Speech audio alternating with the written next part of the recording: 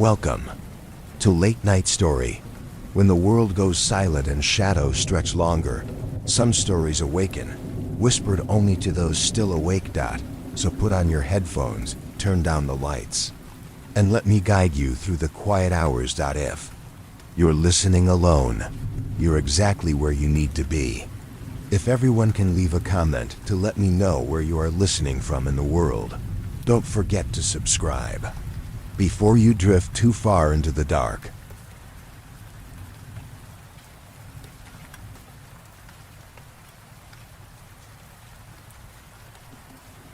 Story 1. I was tormented by a dog while babysitting. I don't think it was a dog. $20 per hour. That was the pay rate, and the reason I accepted the babysitting job I've been looking at for the past couple weeks. Adding on to that, the parents both worked full-time, which was the whole reason this babysitting thing happened in the first place. I do have a job. It's just that I'm close to finishing my senior year of high school, and I want to have at least a little bit of extra cash for college. No broke girl here. And it's no small sum of cash either. The father, David, is a lawyer, and the mother, Lindsay, is a dentist. So I guess the money is just burning holes in their pockets. No complaints here, though. According to the post I saw on Facebook, it would be a week-long process, but it was only overnight, and I have next to nothing for schoolwork anymore. Looking for an evening babysitter, preferably local if you are able to. Requirements: 1. Have some experience in taking care of children. Our daughter isn't high maintenance, but you should still be able to care for her. 2. Have your license and a car. 3. No history of crime or violations of any kind. 4. Be a female sitter. No prejudices. We've just agreed that we feel more comfortable with a female sitter. 5. Call every 2 to 3 hours to give any updates, or just let our daughter say hi to us. 6. If you're babysitting for us, then any of our food is your food too. Oh! In addition to that, feel free to use any of our applications. Once again, if you're babysitting for us, then what's ours is yours. 7. Sitting sessions will start at 6 p.m. and then around 5 a.m., so about 11 hours. 8. Lastly, if any dogs try to get in the house, don't let them. We don't own any pets, and there have been multiple dogs stalking the area around our house for the last few weeks. 9. Okay, lastly, our daughter's name is Emily. Sorry. Lastly, there's a small rock in the driveway next to the front door. If you shine your light on it, it sparkles. There's a key to the house in it. That's how you'll get in. All right, thank you. Emily is a bit strange, but she's a wonderful kid, and I'm sure you and her will have a great time. So, those were the only requirements. Seemed like it would be an easy gig. It was a Thursday night, 5:45 p.m., and I was just getting ready to drive over the house. According to my map app, it would only take about 10 minutes. The parents told me prior that the daytime sitter left around 6, so there was a chance I'd run into them. 5:55 p.m. Pulling into the driveway, I saw that my car was the only one there. I guess the day sitter left a little early. Whatever, I was here now, so it was fine. I got out of my car and genuinely had to stop and look at the house I was standing in front of.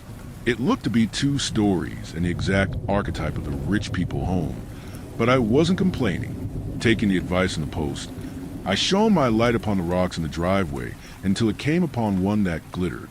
Using the key, I let myself in. There, sitting on the couch watching some cartoon, was Emily. She was really short, blonde hair, all that stuff. She looked over at me and smiled.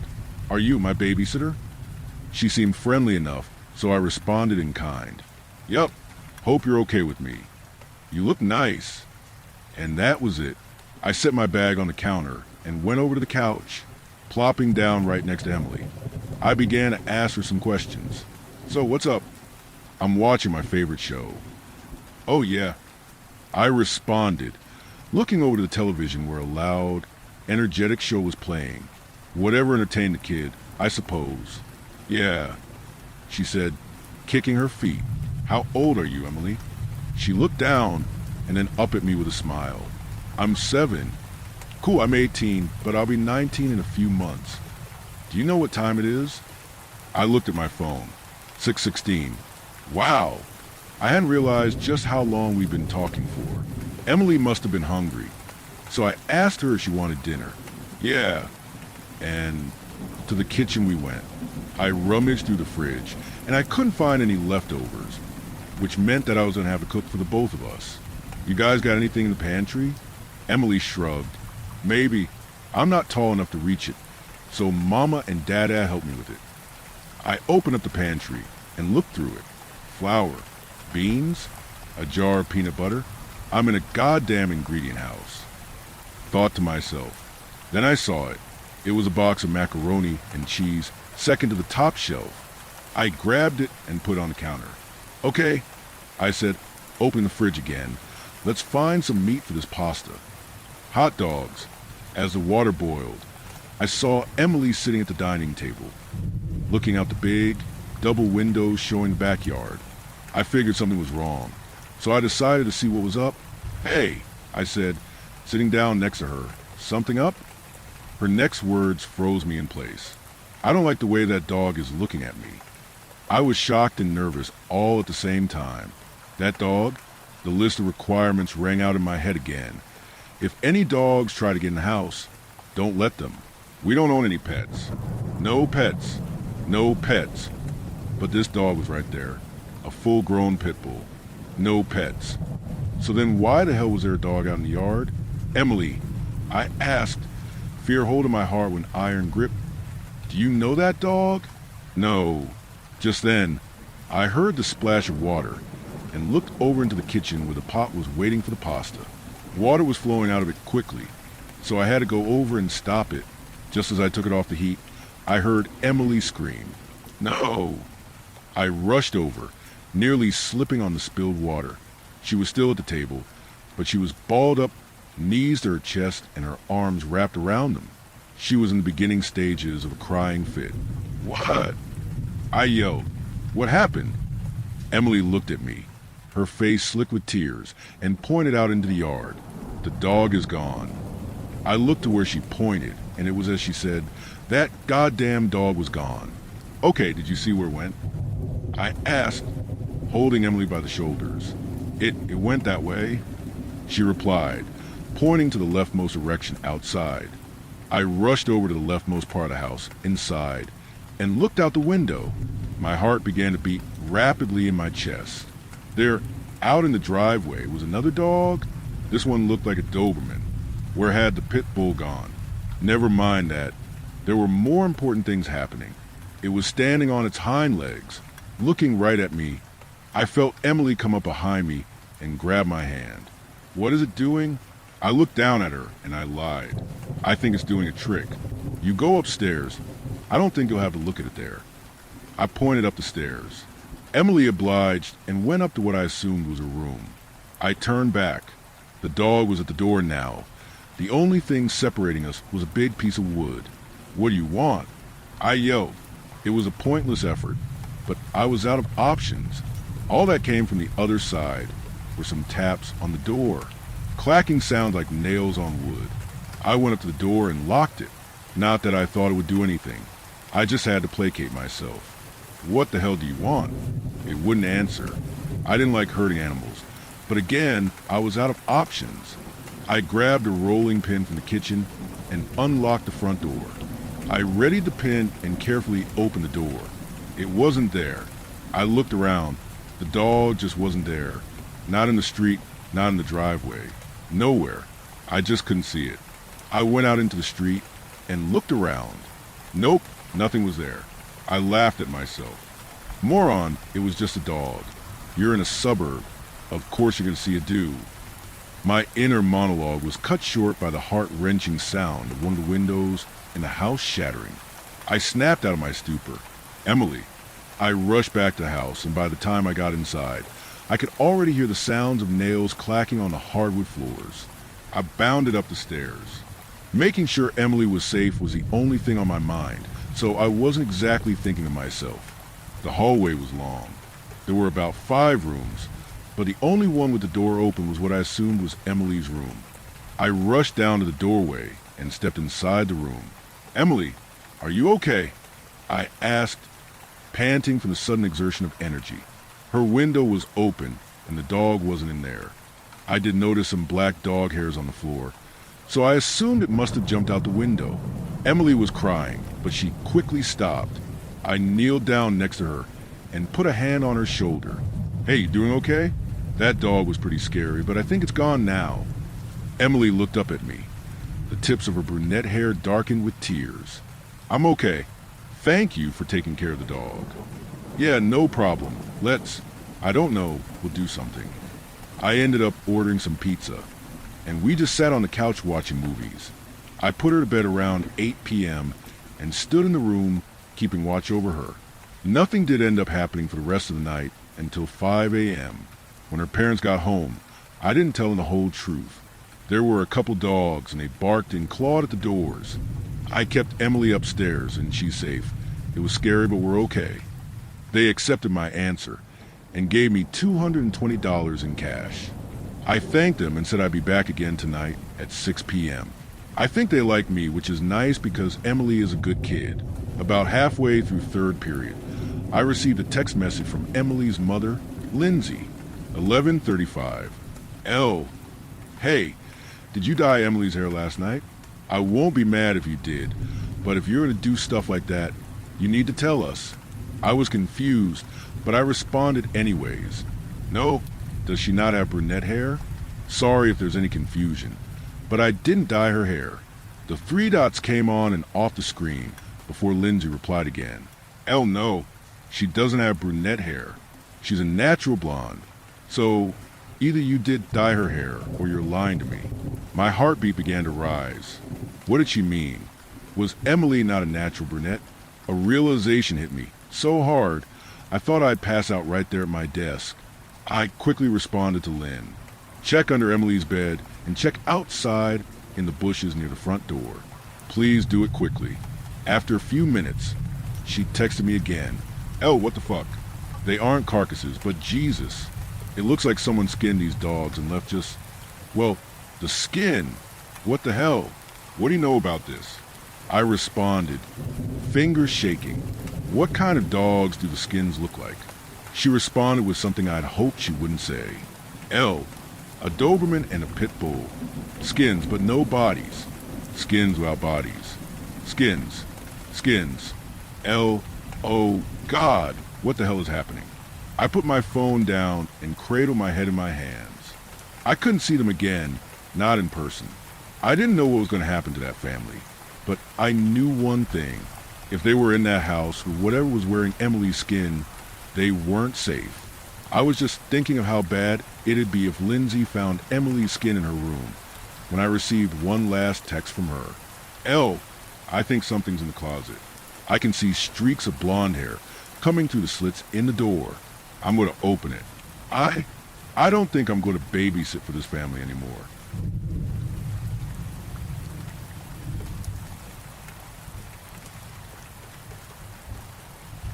Story 2. My best friend has changed.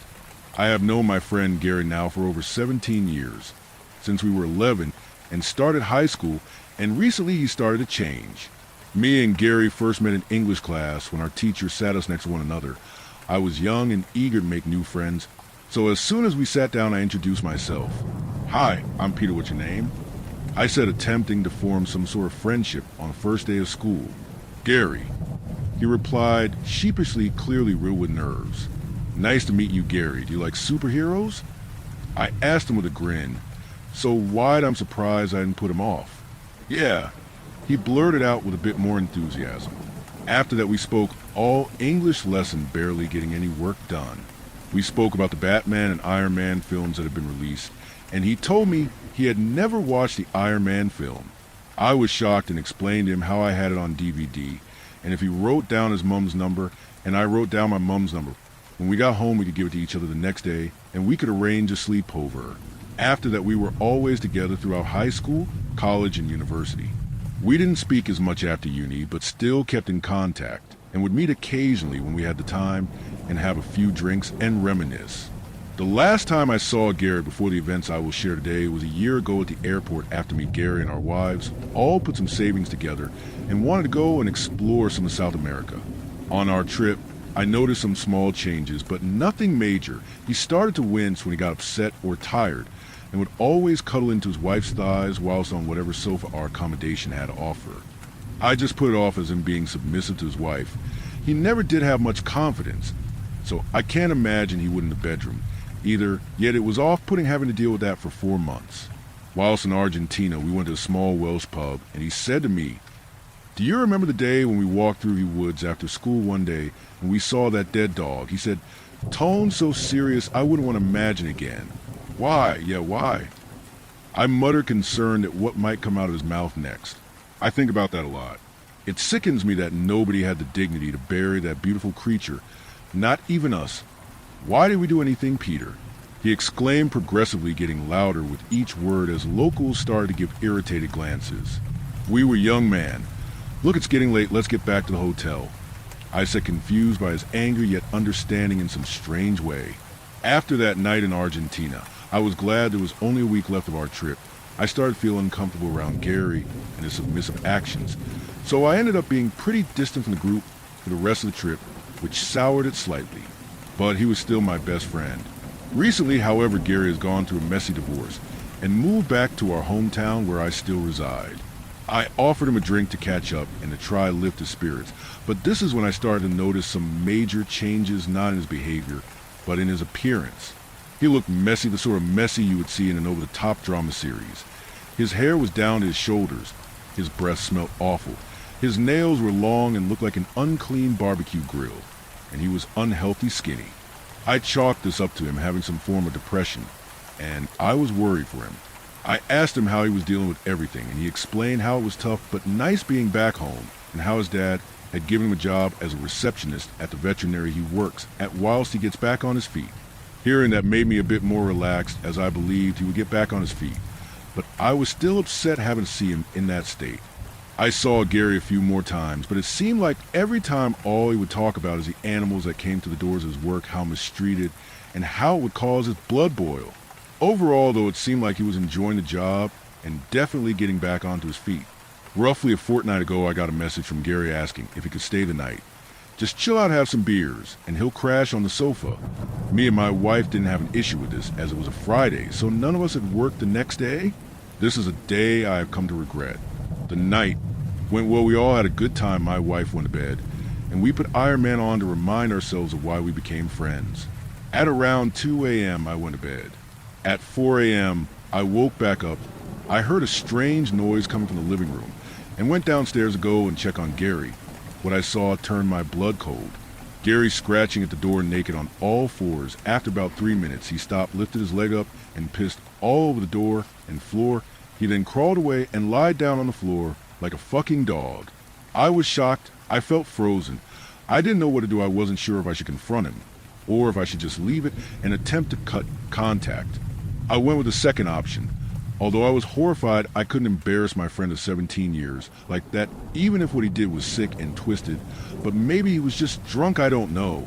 The next morning I woke up early and asked him to leave and made an excuse that me and Michelle, my wife, had made plans he understood, and left. I didn't block him, as I didn't want to be so blunt about it. But whenever he offered me to go out, I denied, and I would only stick to small talk through messages. 3 days ago, I received a message from him. "I know you know." I was horrified. I felt as if a spider egg had hatched and crawled all over my skin. I wasn't sure if I felt threatened in some strange way, or if he was just admitting his strange. I don't even know how to describe it, but I wasn't sure what to do.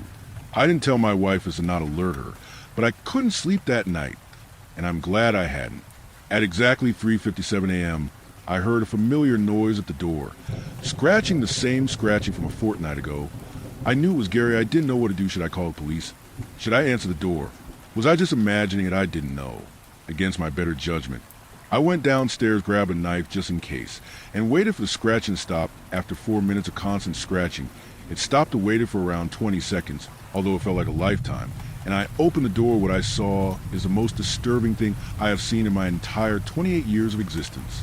I see a figure wearing a poorly stitched suit made from real dog skin to fit a human being, crawling away with a dog's tail, also stitched on with a knife in his mouth. All of this only illuminated by a single street light. I called the police immediately and explained the situation, but they find nothing. I gave them Gary's information. and they interviewed him but found no evidence of anything. I can hear him barking outside of my house as I type this message out. Please, someone, what should I do?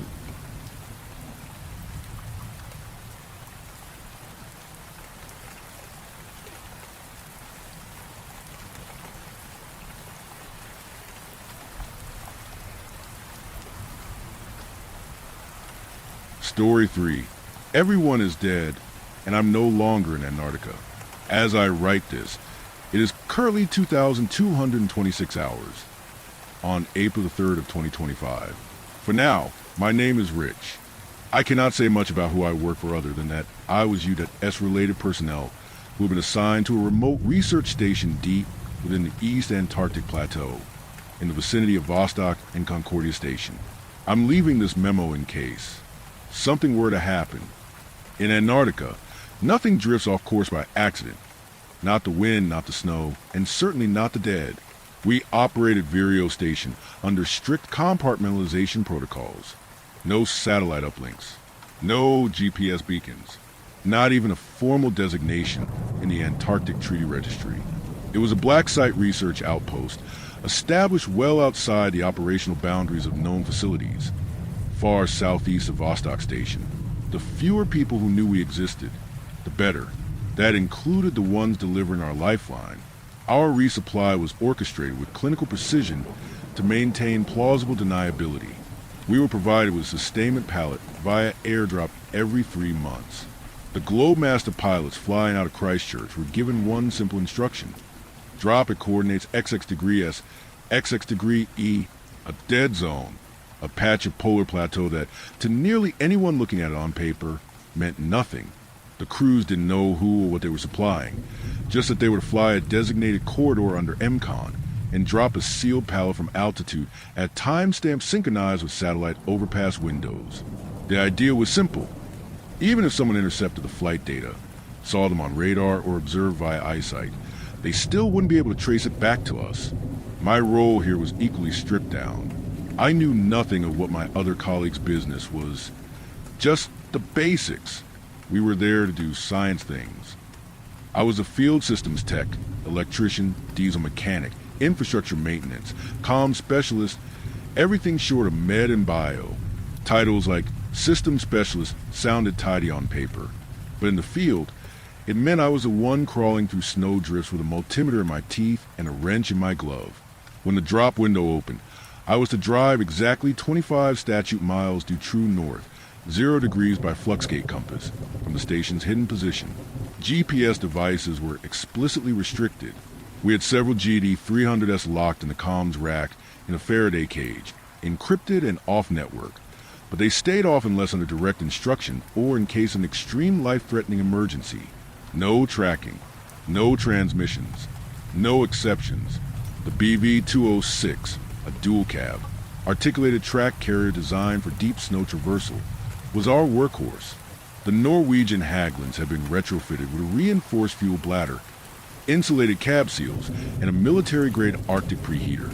It handled well over uneven snowpack in Sastrugi, and its low ground pressure let it float over most drifts.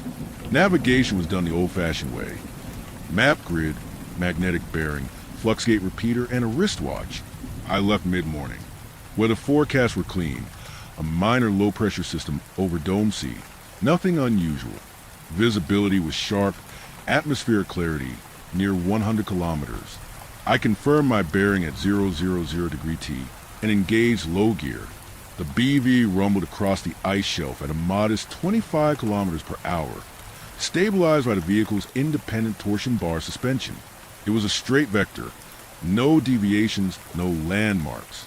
Just the axial drift of the wind and the view of my only safe haven fading behind me. The journey was expected to take 3 hours round trip at most. Retrieve the crate. Return. Eat reconstituted stew. No variables. I'd made it. The bright orange chute desperately tried to escape the load in the heavy wind. After unsecuring all 6 crates from the roll-off pallet, I hauled them into the rear cabin of the BV, my fingers aching at their weight through my thick mittens. On return at around kilometer 45, the barometric pressure began to drop faster than forecast. A warm core polar cyclone was forming from the east, surging along a jet stream wobble out of Queen Maud Land. The visibility collapsed from 30 kilometers to 300 meters in under 30 minutes. Wide out. Wide out isn't poetic. It's literal. No ground, no sky, just a luminous, depthless void.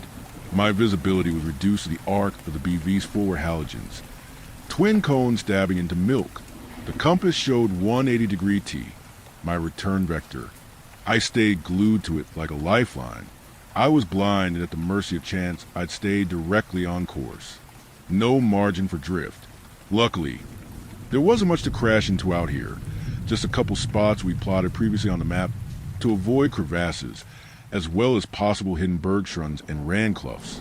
The BV groaned against crosswinds, and I kept one hand on the fluxgate repeater, correcting heading in 10-degree bursts as the wind shear pushed me west. All I could do was trust the odometer, correct for any skid slippage, and pray to every mechanical god that the calibration held. By the time I reached the station perimeter, the entire site was ghosted in stormlight. The heliostat mounts were buried to their elbows in snow, and the steel-framed comms tower swayed ominously.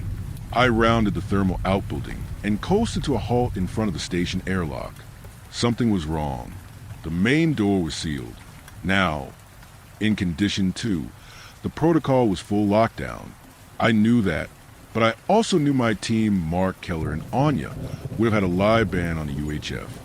SOP was to monitor the return frequency from the moment I left until I was physically back inside.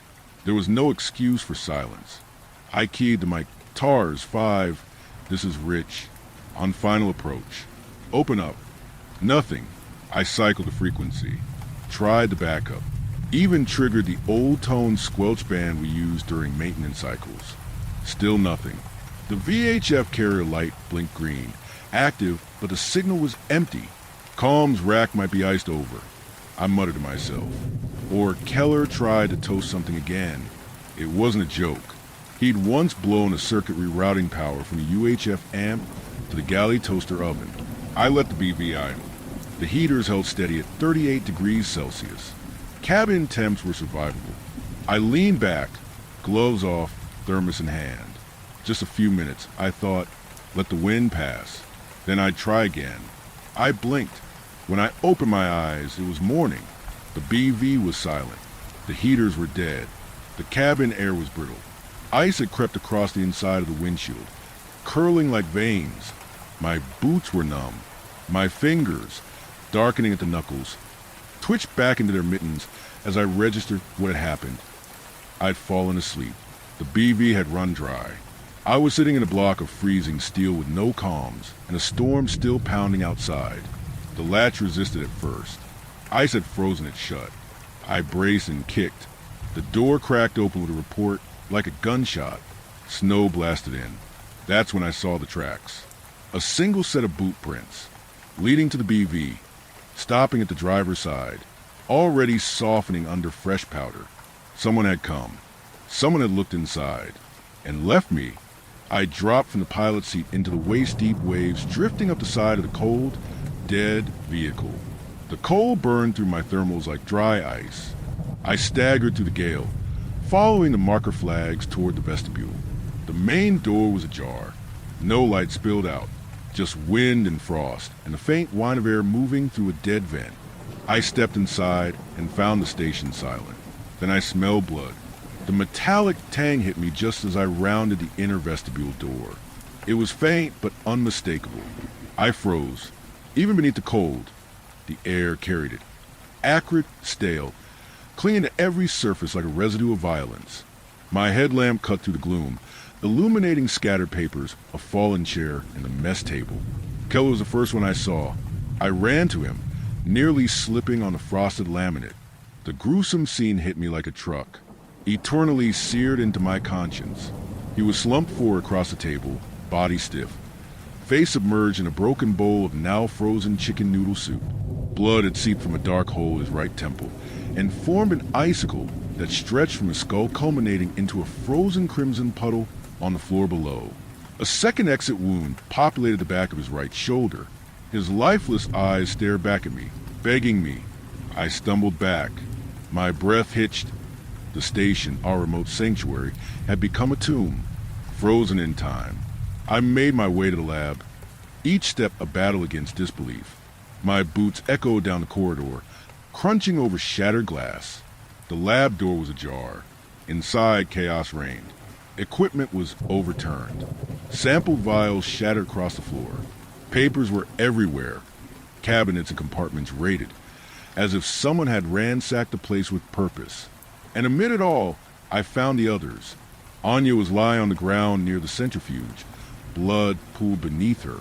Her expression was blank, her eyes wide open, frozen in the moment of her death. The exit wound had bled heavily before the sub-zero temperatures stopped everything cold. She'd been shot at close range in the back of the head. Blood painted the space before her. Mark was crumpled at the workstation, collapsed over his laptop in his chair. A bullet had torn through his neck, punched through the monitor, and embedded in the wall behind it. One hand still rested on the keyboard, forever paused mid-keystroke. I couldn't breathe. My team, my colleagues, my friends were dead. They had been executed, coldly, efficiently, and judging from the disrupted state of the lab. Someone had clearly been looking for something. I backed out of the room slowly. I needed air. I needed to try to restore the power before the generator froze over completely. And I was dead too. Who knows how long the power was out? Outside, I fought through the wind and reached the generator housing. The gen set had been shut down manually. Breakers flipped. Fuel valves closed. Whoever did this didn't just kill. They wanted the station to die. I reprimed the system, flipped the breakers, and cycled the ignition. The generator coughed and sputtered after a few attempts, then roared to life. Power returned in sections. Emergency lighting flickered on. The heaters whined as they started their cycle. The ambient temperature began to climb, but the chill inside me wouldn't leave. I locked the doors behind me.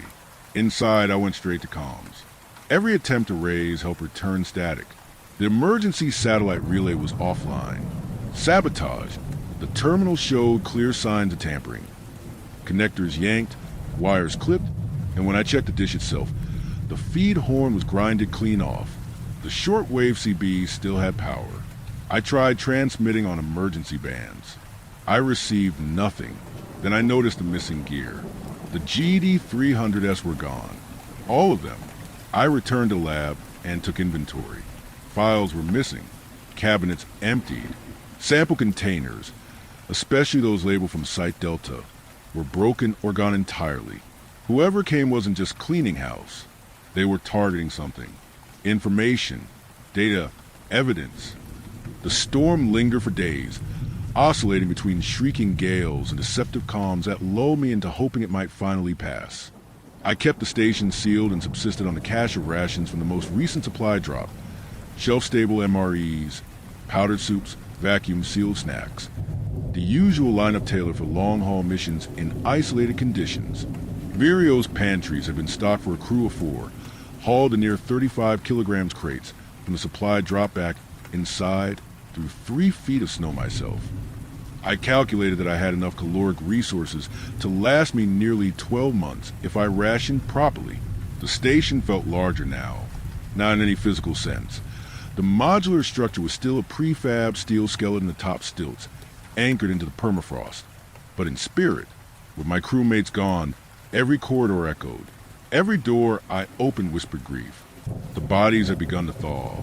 Though I had restored the station's primary heat loop and localized HVAC systems, I'd sealed off unused compartments to conserve power.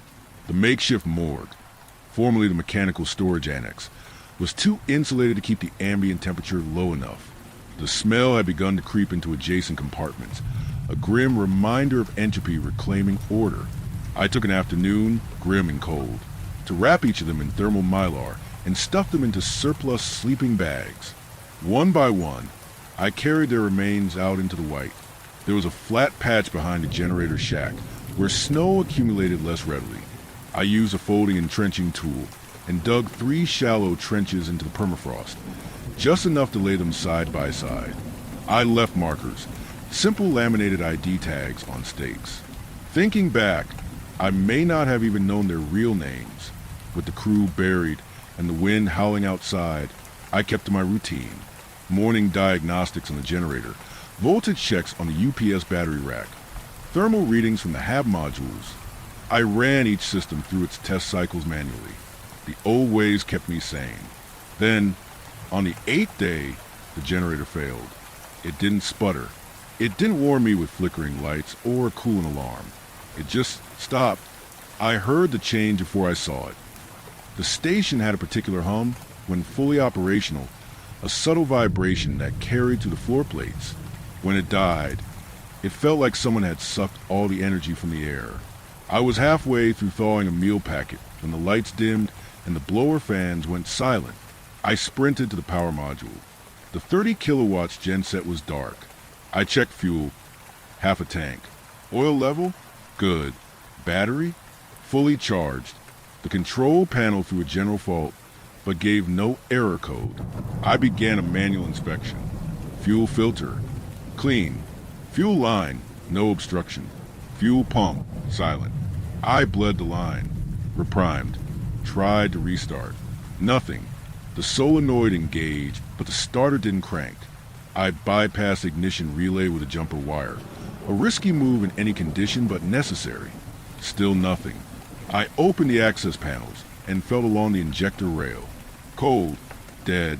It was as if the entire engine block had seized despite regular preheater cycles and no prior signs of mechanical stress.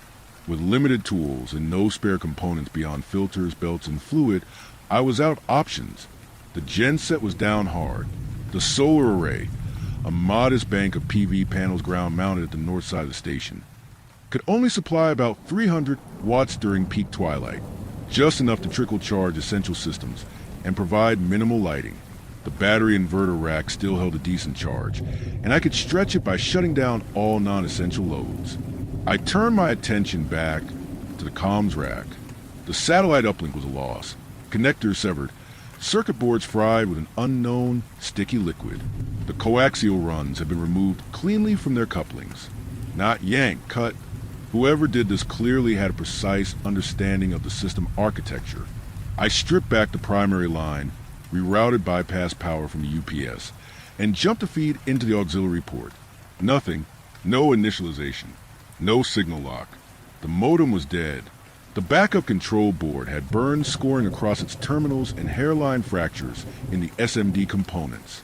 All I had left was the shortwave CB and the handheld.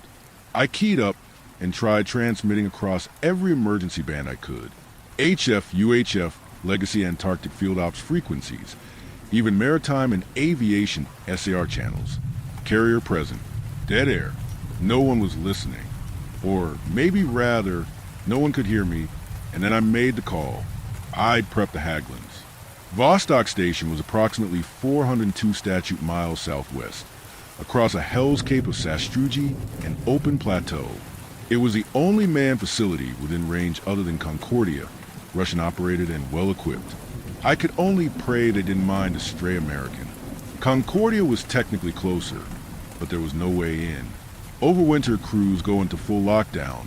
No ingress. No egress. Even in an emergency, they wouldn't break isolation. It's not heartless. It's survival. Opening the station during winter risks internal contamination, depressurization, and exposing the crew to pathogens or unknowns they're not equipped to handle. With no air access or traversable supply route mid-season, it might as well have been on the moon. The only reason we could move outside during winter is because Vireo wasn't a traditional overwinter station. We weren't built for long-term habitation. No pressurized clean room, no medical containment, no psychological screening protocols. We didn't have the same biosecurity concerns because, officially, we weren't even there. If one of us died, no one asked questions. Concordia?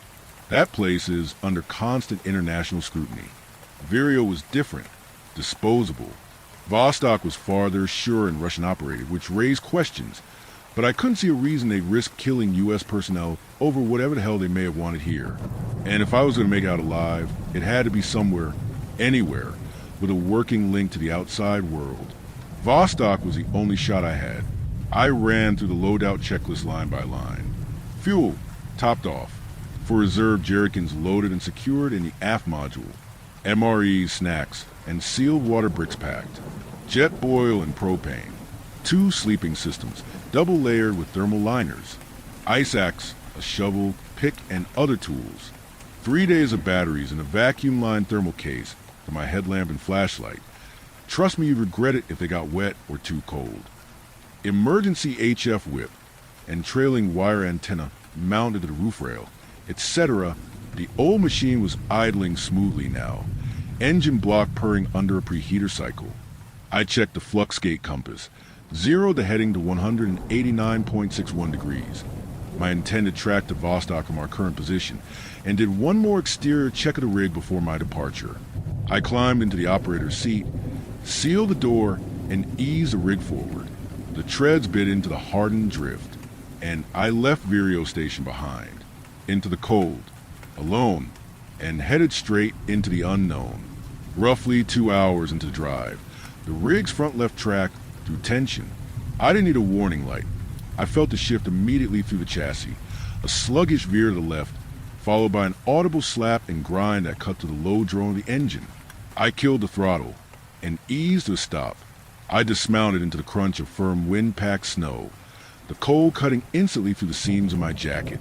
Light levels were low, unending dim twilight, casting the world in a silver-gray hue, the ambient band of light along the horizon barely perceptible from the rest of the ice-bound sky. Polar twilight, perpetual dusk, no sun, no stars, just endless horizon and shadow. I crouched down beside the track assembly. A thrown idler or snap guide link, maybe. The entire lead segment of the port side track was loose, having detracked around the front bogie, dragged along at tension by the rear module. Catastrophic. Enough to halt any serious forward movement. I swore loud into the muffled wind. I could idle. I could even keep warm. But any further travel was shot unless I wanted to break out the tools and spend hours under a half-ton steel undercarriage in minus 40 degrees Celsius wind chill with no help if something slipped and took a finger. And that's when I saw it. A glow, soft, blue, static, roughly 2 miles out by my estimation. Low on the horizon, barely visible through a light veil of blowing surface snow. At first I thought it might be the aurora on the horizon, but it was localized. Too steady. It was a ground source. Help, maybe? I climbed back into the BV, fetched the binoculars, and propped my elbows on the dash. No radio towers. No structures. Just a single low, steady point of bluish-white light. I checked the map again, fanned out on the rear seat. According to every known coordinate plotted on the Vostok route vector, there shouldn't be anything out here. No weather station, no field camp, no markers or terrain features at all. Just bare glacial plateau. I switched on the onboard CB. Any station is net. Any station is net. This is TARS 5 on mobile. How you me over?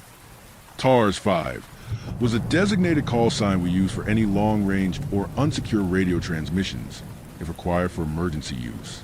Officially and unofficially, it stood for Temporary Atmospheric Research Shelter, a generic label used to mask the station's true purpose under a plausible civilian research designation. Static, nothing but the hollow wash of carrier noise. I hesitated, then packed a day pack, slung on my outer shell, and stepped back into the wind. Conditions weren't terrible. Wind steady at 5 to 10 knots from the east, with visible low stratiform buildup on the horizon. Maybe 5 miles out, maybe less. I gave myself an hour to walk out, recon the light, and return.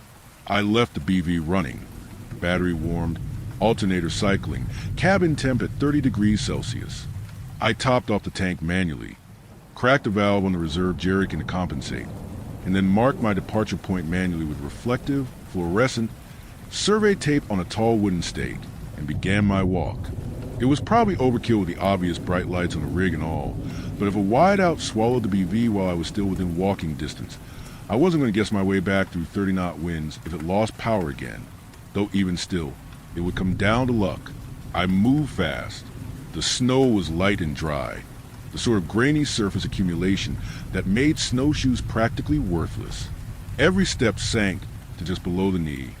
I adjusted my gait accordingly, breathing steadily, maintaining heat output without sweating. The wind bit at the gaps around my goggles. The light ahead remained unchanged. At about the 10-minute mark, I began to notice more of them. Other lights. At first just a second, maybe a third point of illumination. Then more, spaced irregularly along the surface, each casting the same eerie blue halo into the ice and snow. At 36 minutes, I reached the first about 2.5 miles from the rig. A cube, roughly 1 meter by 1 meter, perfectly proportioned, featureless. Its surface was pure white, not just painted, but impossibly white, albeit near 100%. A thick mist clung to its surfaces, like vapor rolling across dry ice. It sat flush with the ice below, grounded, unmoving. I walked a slow circle around it, reaching out just short of contact, pulling my hand away quickly. No seams, no ports, no panels, nothing. I was scared to touch it, dumbfounded. The glow had no visible source, nor did its thick mist. My watch was dead. I pulled it back inside my glove, tapped it. Nothing. Screen black. No frost, no damage. Just inert. I glanced north. The BV was still visible. A warm yellow pinprick in the distance. I could still make it back. The storm hadn't reached me yet. I began my return back, defeated, extremely confused and quite unsettled. Though I wanted to investigate further, I knew I needed to leave and head back toward the rig if I wanted to beat the storm. I heard at first a sharp, high-pitched tone just at the edge of perception. It pierced the air like a sustained whine, mechanical yet organic, almost like white noise, except it wasn't. It was layered, unnatural, vibrating in my teeth. I stopped dead in my tracks, chest tightening. My ears throbbed, and then instinctively whipped back around. And the cube was gone. In its place, a hole. I walked back towards whatever this was, the noise growing louder with each step. Perfectly square. 1 meter by 1 meter. No disturbed snow around it. Just a seamless void in the ground. A negative space. Like a pixel removed from our reality. No depth, just endlessness. From it came the noise, high-pitched, electrical, layered with something deeper. A rumble buried in the frequency. I stepped closer. Inside was sky. Not like the sky above me, but bright, daylight summer sky. Clouds. Blue. Depth. Sunshine. It was peaceful, like someone cut a square in the ice and opened a window into an entirely different place. I felt nausea rise in my gut. Not vertigo.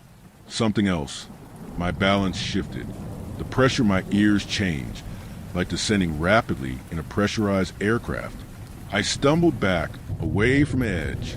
The snow had begun to fall, and I turned, ran, the noise fading as I gained ground. The snow whipped harder now, the wind's velocity increasing, the warm glow of the BV slipping in and out of view, obscured by powder and looming darkness. Then came the sound, an explosion, not concussive, not airburst, electrostatic, like the sky tearing open via live amperage, the world illuminated behind me. I turned again. The cubes, all of them, were erupting, shafts of blinding white light firing vertically into the atmosphere, cutting clean to the clouds, illuminating the dense snow like stadium floodlights. Panic took over. I sprinted. The terrain was gone, obliterated by snow and noise and light.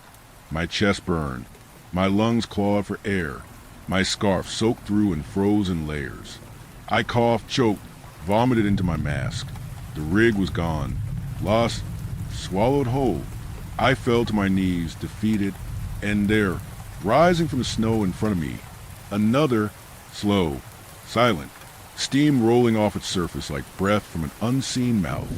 It was identical to the first, unmarred, impossible, divine geometry. I crawled towards it, hand over hand through the drifts. The cold crept into my joints, my spine, my soul. I stared at the anomaly a foot or two in front of me, studied it through the curtain of wind and snow. Slowly, I slid my right glove off, reaching out, fingers bare now, burning in the negative temperatures. My hand shook as I extended it, inch by inch, The whirlwind I find myself at peace with now enveloped me in entropy. I've accepted my fate, my final moments. This is it. This is how I die. Face to face with impossible. Death, relief from a frozen desert. The cube illuminating my outstretched arm and naked hand. The surface met my palm, and I vanished. A flash of bright white light. Silence. Peace. Nothing. Darkness. Moments later I woke. The first thing I felt was a heat. Thick, dry, and utterly alien, my body violently shaking from the sudden change in temperature. My face was pressed into coarse, sun-baked soil, the scent of wheat and dust thick in my nose. I blinked into a brilliant blue sky, framed by golden stalks, swaying in the breeze. The wind warm against the back of my neck. Everything was too loud. Insects chirping, distant crows calling, the whisper of thousands of dry heads of grain brushing against each other, and a slight ringing in my ears that slowly faded. I hurled once more. My parka clung to me like a wet tarp. I was still in full gear, every zipper and strap accounted for, my boots sinking slightly into loamy, fertile earth. I pushed myself up slowly, the weight of my pack unfamiliar in this heat, my breath ragged. Disorientation, disbelief, shock. I turned in place. There was no snow, no cubes, no station, no ice, no haglins, just field after endless field of wheat, stretching as far as I could see, broken only by a rusted barbed wire fence and a pale white water tower far in the distance.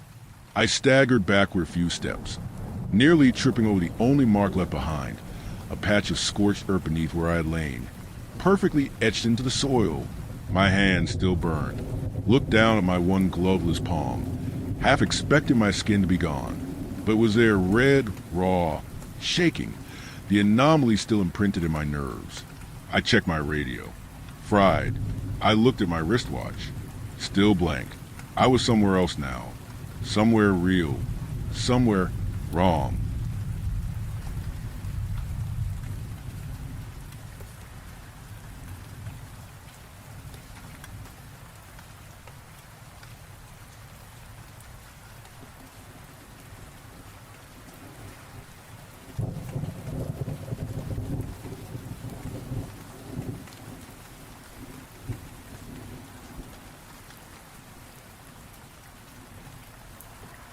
Story 4. My sister died 2 years ago. Last night, she called and said I'm not alone. They say if you want to talk to the dead, you better be ready to listen. I never believed in any of that crap. Ghosts, spirits, signs from beyond. Just stories people made up to help them sleep at night. My sister Mia was one of those believers. She was obsessed with life after death. She even asked to be buried with a walkie-talkie, just in case. She died 2 years ago in a car crash. No warning, no goodbyes. One moment she was on the phone with me, complaining that she thought someone was following her. The next, just silence. They found her body 20 minutes later. I haven't been the same since. For a while, I stopped answering calls completely. Just hearing the ringtone made me nauseous. But tonight, something made me pick up. Block flashed on my screen at 2:13 a.m. I let it ring once, twice, then answered. At first, all I heard was static. Faint, like an old radio caught between two stations. Then a voice broke through. Alex. My chest tightened. It was Mia. Her voice was shaky. Alex, listen to me. You need to get out of there. Don't trust the people in the house. I sat up so fast, I almost dropped the phone. What the hell are you talking about? Mia? How are you even? They're not real. Her voice grew rougher, strained. They're not who you think they are. I didn't want to call, but I had to warn you. You're in danger. There's no one here, I said. I live alone. The call ended. I didn't sleep. I spent the next hour pacing around my apartment, checking every window, every lock. I opened every drawer in the wardrobe. I even looked on the bed like a 5-year-old after watching a scary movie. Nothing. No one was there. Eventually, I chalked it all up to a sick prank. Or maybe a breakdown. Wouldn't be the first time my mind messed with me. Grief is a hell of a drug. Around 3:45 a.m., I went to the kitchen to pour myself a drink. Then I froze. There were 2 glasses in the sink. I'd only used one. Both were wet. I stared at them for a full minute before backing out of the kitchen. That's when I heard a sound behind me. The creak of a floorboard in the hallway. I spun around. No one was there, but the guest room door was open. I never opened that door. Since Mia died, her things have stayed in there. Her clothes, her books, the stuffed cat she'd had since she was 6. I always keep the room shut, locked. Now it was slightly open. I should have left right then, grabbed my keys and gotten the hell out, but I didn't. Instead, I stepped inside. The air was freezing. The curtains were swaying gently, though the window was shut, and on the bed sat her stuffed cat, sitting upright, facing the door. It was supposed to be in a box. I know it was in a box. Then my phone rang again. Blocked. I answered. This time, her voice was barely a whisper, urgent, terrified. They're watching you. Don't let them know you're scared. Who's watching me? I whispered. Silence. Then 3 knocks on my front door. Slow, heavy, and then Mia said, "They're already inside." I dropped the phone and ran. Locked myself in the bathroom. I was gasping for air, trying to calm my breathing, trying to be rational. But then I heard the front door creak open. No footsteps, just presence, like the air itself had thickened. I pressed my ear to the bathroom door. Nothing. Then something brushed against the other side. A whisper so soft I wasn't sure it was real. Alex. My name, in Mia's voice. But something was wrong. Too quiet. Drawn out. Then I remembered what she'd said on the phone. Don't trust the people in your house. But I live alone. That's when I looked up and saw something in the bathroom mirror. A reflection standing behind me. I spun around. Nothing there. I looked back at the mirror. Still there. A tall shape. Standing perfectly still behind me in the reflection. No face. No eyes. Just a presence. And then it leaned closer, its breath against the back of my neck, and whispered in a flawless imitation of Mia's voice. I never died, Alex. I just came home. I don't remember unlocking the door. I don't remember leaving the house. All I know is I ended up in my car half-dressed, barefoot, shaking so hard I nearly snapped the key trying to start the engine. I didn't go back until morning. In broad daylight, neighbors walking their dogs, kids riding bikes. Everything felt safe. I went back inside. Everything looked normal, except for one thing. My phone, still on the bathroom floor. It was open to my call history. Last call, MIA. No, blocked. Just her name, like she was still in my contacts. But I deleted her 2 years ago. I tapped the name. Her contact profile opened. The number was still saved. 911-666-0000. I didn't call it. I smashed the phone instead. I moved out. I'm staying in a hotel now. Bought a new phone. New number. Clean slate. But last night, the landline rang. I didn't even know the room had a phone. I picked up. Static. Then her voice. Alex. It was her again. You still don't get it, she said. It's not the house. Then she started to cry. I tried to warn you. I tried. What do you mean? I whispered. She sobbed harder, then choked out. You brought it with you. And the line went dead. I'm not posting this for sympathy. I'm posting it as a warning. If someone you love has died and they call you, don't answer, even if they're crying, even if it sounds like they need you, because once you answer, they know how to find you.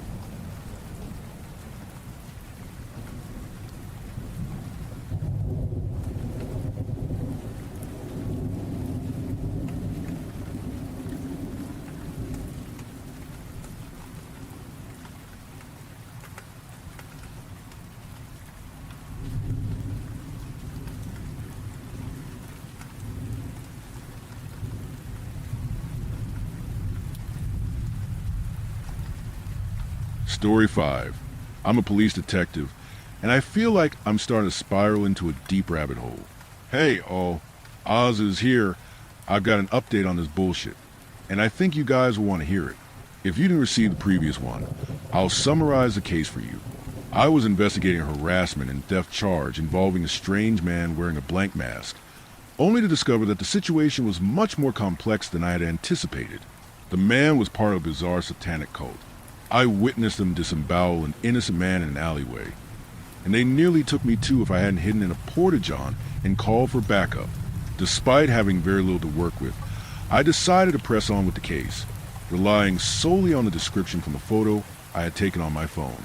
The lead cultist, whom I will refer to as Alice, appeared to be significantly more intelligent than her brutish and almost animalistic companions. Unlike the others, who exhibited extreme rage and aggression with their hissing and growling, Alice remained calm and composed. The man, presumably the brute of this team, I shall call him Ted. Ted was the one who helped to restrain the victim they gutted. He's dangerously strong, given how his grasp combined with the other was so strong that not even adrenaline could help the victim shake their hold. The other male, whom I refer to as Oscar, was the most unhinged of the group and seemingly the thinnest. I saw him banging his head against the porta potty I was hiding in, like he was listening to an amazing rock song. The other two seemed to be twins. I shall call them Jem and Einie. They were almost indistinguishable, partly because of their blank masks, which resemble the others so closely that I'll likely use those terms interchangeably. So, I have a skeleton of a description regarding the cult. Great, now that I knew how to identify them. I kept an eye on California and waited for another occurrence. Only this time, I was thrown for a loop when I figured out that a kidnapping had happened in Arizona. Sure, this wasn't my usual area, but they brought me onto the case because it was clear the suspects were the same ones I'd been tracking before. A woman claimed that the same group of 5 people seen in California had also been spotted in Arizona when she was pushing her baby stroller in a rural, less populated part of the place. She was jumped by the criminals. I remembered that interview. She said through quiet tears that though she had pepper spray on her, she couldn't spray both of them at once. So Ted pulled the older woman to the ground and choked her into unconsciousness. It seems they weren't clean with the job, because she awoke later to an empty stroller, and only then could she call the police. No signs of blood or violence apart from the initial interaction could be found, but I have doubts that the poor kid is going home safe and happy. I told the mother that my team and I would do whatever it took to find the monsters responsible for this crime and bring them to justice. However, my professional and gentle words did little to lift her spirits. She walked out of the room almost robotically, as if the pain of losing her baby to a group of freaks was too much for her heart to bear. There's no relief in sight for the case or me, with my night still as broken and restless as ever. To top it off, the chief has given me just 2 weeks to solve the case, or the investigation is getting shut down for good. I asked him why, but he replied that it was an order he wasn't allowed to discuss. I pleaded with him, expressing my desire to know the reason, but he insisted it was classified and told me to leave his office. So yeah, the whole damn case is on borrowed time now. So I got that bullcrap going for me. I've spent the past week miserable. I had nothing to pursue.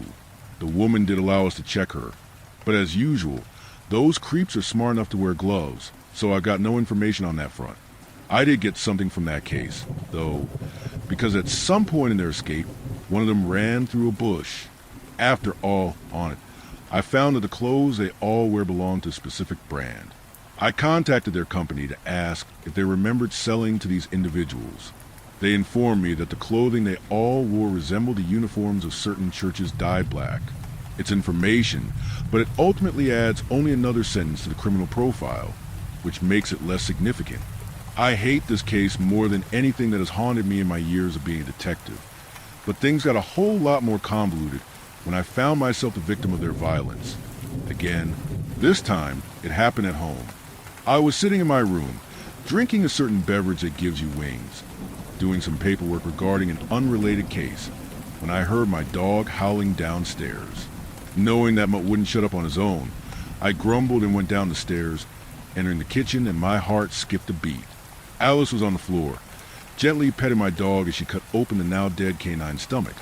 But I wouldn't let her defile my pet, so I rushed forward and wrapped my arm around her neck. Even though this maniac was smarter and smaller than her Chatel, she still put up a fight, thrashing around and even slamming my back against the refrigerator. but my grip was iron, and I was determined to avenge my furry friend.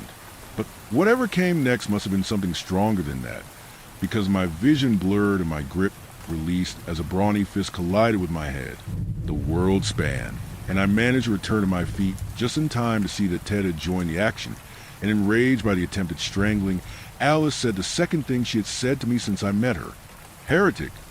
Those words acted like a thorny whip at their backs, because Oscar revealed himself and blocked off my escape into the dining room, and Ted charged me. But this time, I was more ready, and I drew my gun, firing twice at Oscar, once at Ted, and once at Alice. Oscar was hit in both legs, causing him to fall backward down the stairs to the basement and out of my way. Ted was shot in his knee, making him double over and abandon his charge just a short distance from me. Alice, however, was missed. She seemed to anticipate that she would be shot, so I hit the window instead, as she was my last target. Nonetheless, not want to do this in a small room, I called my dining room. I rushed into the dining room and phoned dispatch. The perps were here. They needed to be as fast as possible. The cops would be here in 5 minutes. Alice whispered something into Oscar's ear and slipped away, retreating to my house and disappearing into the trees. Ted attacked me again, now armed with a chef's knife from my kitchen. He was stronger, but I was quicker. When he tried to stab me, I dodged to the side. The blade collided with the wooden wall behind me, and the blade became embedded in the wall. Ted had to stop pursuing me to yank it back out, but I had already made my aim, but was dissuaded by Oscar, who jumped on my back like a pouncing cat and knocked me to the floor. If Ted had grabbed me, it would probably be all over, but I was stronger than Oscar by a margin, which allowed me to resist him and sent my forehead flying into his mask, and that had but stunned the psycho and allowed me to roll out his grasp. For minutes, I tried again to make a shot, but Oscar charged me again and disarmed me, not wanting to have access to the gun. I discharged every remaining bullet into the wall nearby before he finally pulled out of my grasp. Seeing the gun was mostly useless now that it was empty and I had the other bullets in the safe, Oscar threw the gun to the side. Ted got the knife out of the wall and came at me again. It was a strong knife and Ted too was strong, so I knew I couldn't let myself get within poking range. I grabbed a chair and threw it at him. The chair didn't seem to hurt the bulky man that much, but it did force him to stop in his tracks and lift his hands, allowing me to shove past Oscar and make my way to the bedroom. I locked the bedroom door. 3 minutes. The door shattered under the blows of the hulking monster that was forcing it down. I knew the door was old and wooden, but I didn't expect it to give way so quickly. This is bad. There's less to fight with in my room. I picked up 2 ornaments from my nightstand, a gift from my girlfriend, and threw them at both of their heads. Thank God she doesn't live with me yet. Both shots hit, and Oscar was left stunned, while Ted hissed and shrugged it off. I jumped over my bed, dodged the slash of Ted's knife, and ran past Oscar, go to the bathroom, and hiding inside there. 2 minutes. I was less shocked to see Ted break down this door, given how it didn't even have any lock outside of the chair I put under it. In the only time I had to react, I picked up the broken chair leg, and I hit Ted as hard as I could with it. The already damaged piece would split, but Ted stumbled back enough for me to push past him and make my way down the basement stairs. But Oscar threw something at me. I never saw what, but it made me fall down those stairs instead. I didn't hit my head too hard, but I was bruised up and dazed by the time I hit the next landing. Thank fucking God the middle of the stairs had won. I went down the last stairs and waited. 1 minute. Ted and Oscar seemed to know this was the last time they had left to get me, so they ran down the stairs like children faced with the prospect of sugar retreat. But what baffled me was hearing them finally speak, albeit in a hoarse and guttural voice. You know too much, but you also know so little. Ted hissed at me as he sprinted down the stairs multiple at a time, but as soon as I heard him speaking, I began recording on my phone in secret. Could you repeat that? What is there to say? You are prey and I am a predator, he said coldly, but it was quite enough. You never stopped being a detective, and that moment showed the fact quite well. We would soon know a rough estimate of who he is based on his voice. Assuming he isn't wearing a voice changer. Ted was faster this time. Before I could move, Oscar threw another object at me, and this disoriented me long enough for Ted to grab me by the throat. Mercifully, he was too angry to shank me with a knife. He wanted to make it last. 0 minutes. My world spun and flashed as my head collided with the wall. But I lasted long enough, because as soon as police sirens could be heard, they both took off, entering the only room in the basement I knew had a window, and the police came down here fast. But by the time they did, all that could be seen was Ted's back fading into the trees. I found my way to my feet and went back to the station to tell them. We overlooked the recording of Ted's voice and attempted to connect it to any database, but we came up empty. Whoever this guy was, he and his fellow criminals were clearly off the grid. Whether they were born that way or managed to erase their digital footprints, I can't say for certain. We did determine a few things. Alice is somewhat older than Ted, and Ted is around his 20s or so. Once again, this is just a few sentences in the criminal database. I'm not sure what to do, but now that they become more openly violent, we can persuade the boss to extend the case. I'm at a dead end here, but what do you guys think? I'll probably update this when something else happens, and with how desperate those guys would take my life. I'd say something will in a bit.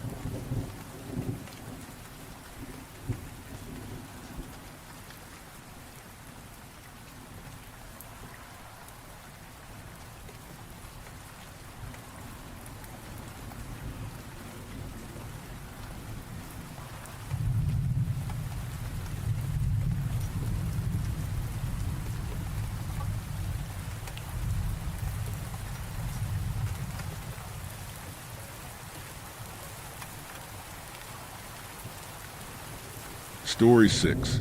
If you see her, don't stop your car. We hadn't been on the back road that long before she appeared in the road. Her skin was alabaster, with bumps covering her breasts and shoulders. The mere sight of her in the rain caused me to slam on the brakes and fishtail the trailer hitched to my truck slightly. My daughter let out a piercing scream that I tried to subdue by shouting every curse at the top of my lungs, hoping one of them would stop the panic in her voice. The woman's eyes never left mine, and she never flinched, almost yearning to become the next roadkill on this long stretch of back road. Florida. Fucking Florida. This godforsaken real-life version of Jurassic Park meets Wrong Turn. I hated the whole goddamn state, exactly for this very reason. Every road, every mile had some other lunatic trying to panhandle or hitch a ride, but this was different. This made me find a key on my ring to unlock the small handgun safe underneath my seat. Not quick enough. The passenger window shattered, with hands fumbling for the lock to open the door. Despite getting a few good hits in with my right fist, I was still buckled in during all the commotion. The darkness pulled her faster than I could think, and before I knew it, she was gone. My 13-year-old swallowed by a terrestrial black hole infested with malaria and pythons. The woman with scales must have followed as well. My dad was a sailor in the Vietnam War. If there's one lesson he instilled in me, it's that a .45 ACP will put a big enough hole in any creature's ass that it won't mess with you again. The very reason a 1911 was under my seat. I unlocked it, grabbed the car keys and a flashlight I kept in the glove box, left the high beams on, so I could hopefully find my way out, and went into the trees. The police are not going to fix this by showing up 2 hours too late. Fuck it. I either save her or I die trying. 10 steps in and water was at my knees, more swamp than forest. But no going back. It didn't take long to find the trail they must have used. Despite being muddy as all hell, it was surprisingly neat. Logs lined the edge, with an occasional large flat stone offering support through the mud. What felt like hours of running ended up being mere minutes. And that's when the screams started. They started off distant, but quickly grew closer as I trudged along the winding path. Eventually a steady glow of oil lanterns hanging from trees gave me a faint glow, enough to see in front of me. I turned the flashlight off and briskly kept going. What I saw next was not incomprehensible, as Lovecraft would say, but more unsettling and obscure. A pyramid rose from a large body of stagnant water, complete with hieroglyphics. But instead of looking ancient, these looked more like a child drew them in kindergarten. The structure was rough, with a base made up of what I could only assume was 4 rotted shipping containers. The rest was built up with cinder block and railroad ties. Whoever made this was inspired by ancient Egypt, but ultimately made a shitty version of Aztec design. It was a childlike creation, yet it yielded an aura of desecration. As I stood there in amazement and horror, an acrid smell pulled me away toward the path once more. The rain began to lighten but did not change my already soaked clothes clinging to my body. As I walked around the bend of the serpentine path, a small shed could be seen in the distance. The light of a roaring bonfire lit up the entire area, with numerous beings dancing around it like ethereal creatures. The glow revealed they were all women, and all clearly naked. Normally, I would have been excited to see something of this nature, but my mind was pulsating with rage, and it was no time to focus on carnal fantasies. Who the fuck were these people? And why did they take my daughter? I broke from the path and walked around perimeter slowly. What was the old saying? Slow is smooth and smooth is fast. My shoes melted into the mud, creating moments of feeling like being glued to terror herself. I pressed on, watching every step, avoiding the numerous branches laying on this spoiled ground. The light of the fire glinted off a dull green surface gently facing me. Upon closer inspection, it said, "Front toward enemy." The wire traveled along my left side. What in the fucking hell is a claymore mine doing here? I harshly said under my breath. Was I going to trip it? Was I on some pressure switch? Was there more? I never enlisted with any military branch, but I had a rough idea what these could do to human anatomy. I gently lifted my feet and took a deep breath. Nothing. It must just be the wires. Keep looking for them, I thought. By the time I reached the shed, I found no more claymores, but 2 more sets of wires leading to something I could not identify. Regardless, the goal was don't touch them. As I crept up behind the shed, I noticed it was just rusty sheet metal. The bottom left corner revealed some light, bleeding through where the 2 sheets seemed to have rusted away over time. I slowly hunched down, soaking my pants and shirt in the thick mud. Inside I could see my daughter. She was tied up on the floor. Her eyes were red from crying, but she looked up for just a moment and could see the small hole I was peering into. She gasped, and I just put my finger over my mouth in a quiet motion. She slowly nodded her head. Moving my eyes from her to the inside of the shed, candles sat on the table above my daughter, where it illuminated the strangeness of this place. I could see pictures of crocodiles, alligators, and caiman plastered onto the walls. The heads of numerous gators hung from the ceiling, along with what I could only imagine was herbs and other vegetation. I looked back at my daughter and motioned to her that I was getting up. Her eyes pleaded with me to hurry, but I knew this was not going to be the easiest thing in the world to do. I moved toward the right side, which housed an old oil drum filled with what smelled like kerosene. I cocked the hammer of the .45 and was about to stand up and shoot when one of the women spoke. It was the one from the road, closer and steadier now. I could see her entire body was essentially scarified like that of some uncontacted tribe. She spoke about the old ones and the gods of ancient times. Not Cthulhu necessarily, but Horus, Batet, and Anubis. Then, in a different tone, she spoke of Sobek, the crocodile god that was revered for strength, fertility, and chaos. When she spoke of Sobek, the women fell to their knees and convulsed in ritualistic movements. Their speech fused into one mass incoherent roar of prayers and cries, with the only definable words being Father and Sobek. The scarred woman spoke again, this time asking each woman to approach her. One by one, they all stepped in front of her and received a small cut into their flesh. She said the same thing to each one. Tonight, we give our Father another bride, and we carry the memory of each bride on our bodies. Each woman followed with, Amen. This was getting old fast. I get being intrigued, but this was fucking nuts. The more I thought, the more I needed him to turn away, so I could make my move. I had enough bullets for who I could see, but I had no idea if there were more of them hidden away. I needed to play this as smart as I could. The scarred woman screamed suddenly, and the others moved to the left and right of her. As they flanked her, she walked with them toward the bank of the swamp, which was roughly 20 feet away from the shed. I slowly crept around the drum and into the shed, pulling out my pocket knife, putting the pistol in the back of my jeans. I kept my eyes on them and opened the blade. Carefully, I cut the nylon rope from my daughter's legs and hands. She made no noise, and we kept our eyes on them. Just for added security, I snuffed the candle flames, so we could move in the darkness. Once she was freed, I helped her up and moved her toward the front of the shed. She followed me in the same pattern I just had come in here, all the while keeping our eyes on the congregation at the edge of the water. As we got behind the drum, we heard splashing in the water, like a large boat was approaching. I didn't think much of it as we slowly moved our way back to the trail, avoiding the tripwires. Then my daughter tugged on my shirt. As I looked at her face, it showed revulsion and horror. Her eyes were wide and staring at the bank of the water. I looked over and saw it, about 13 feet long, with a mouth open full of conical teeth. The numerous women were holding on to it and speaking in prayers of some language that eluded me. The crocodile lashed out, snapping at one of the women.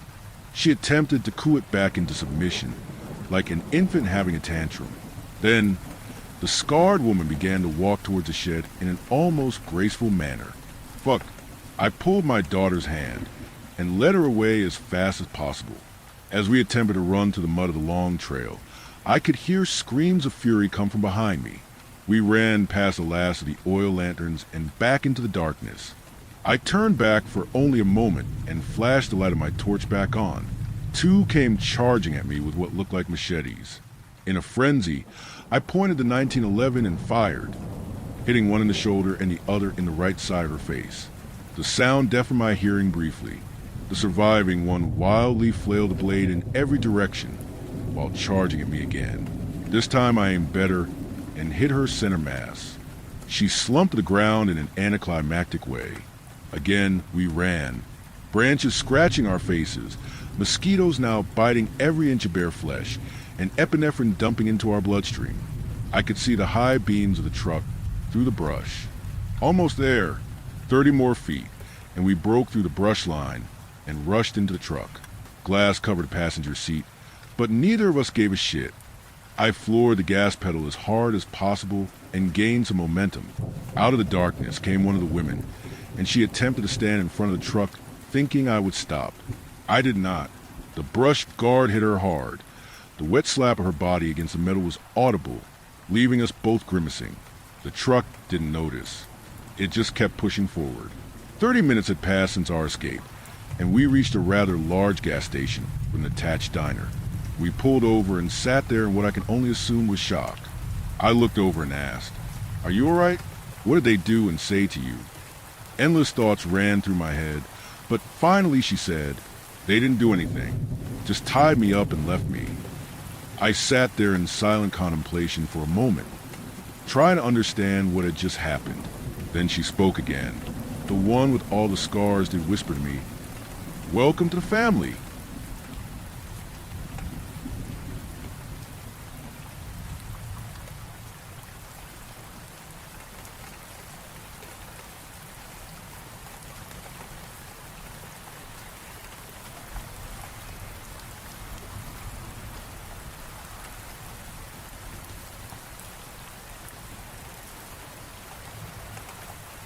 Story 7.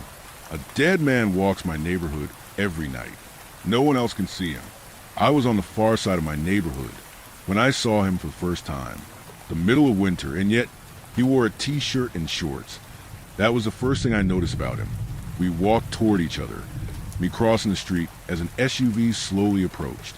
I was looking at the ground, but when he walked past me, I felt a surge of heat, like an oven door had just opened.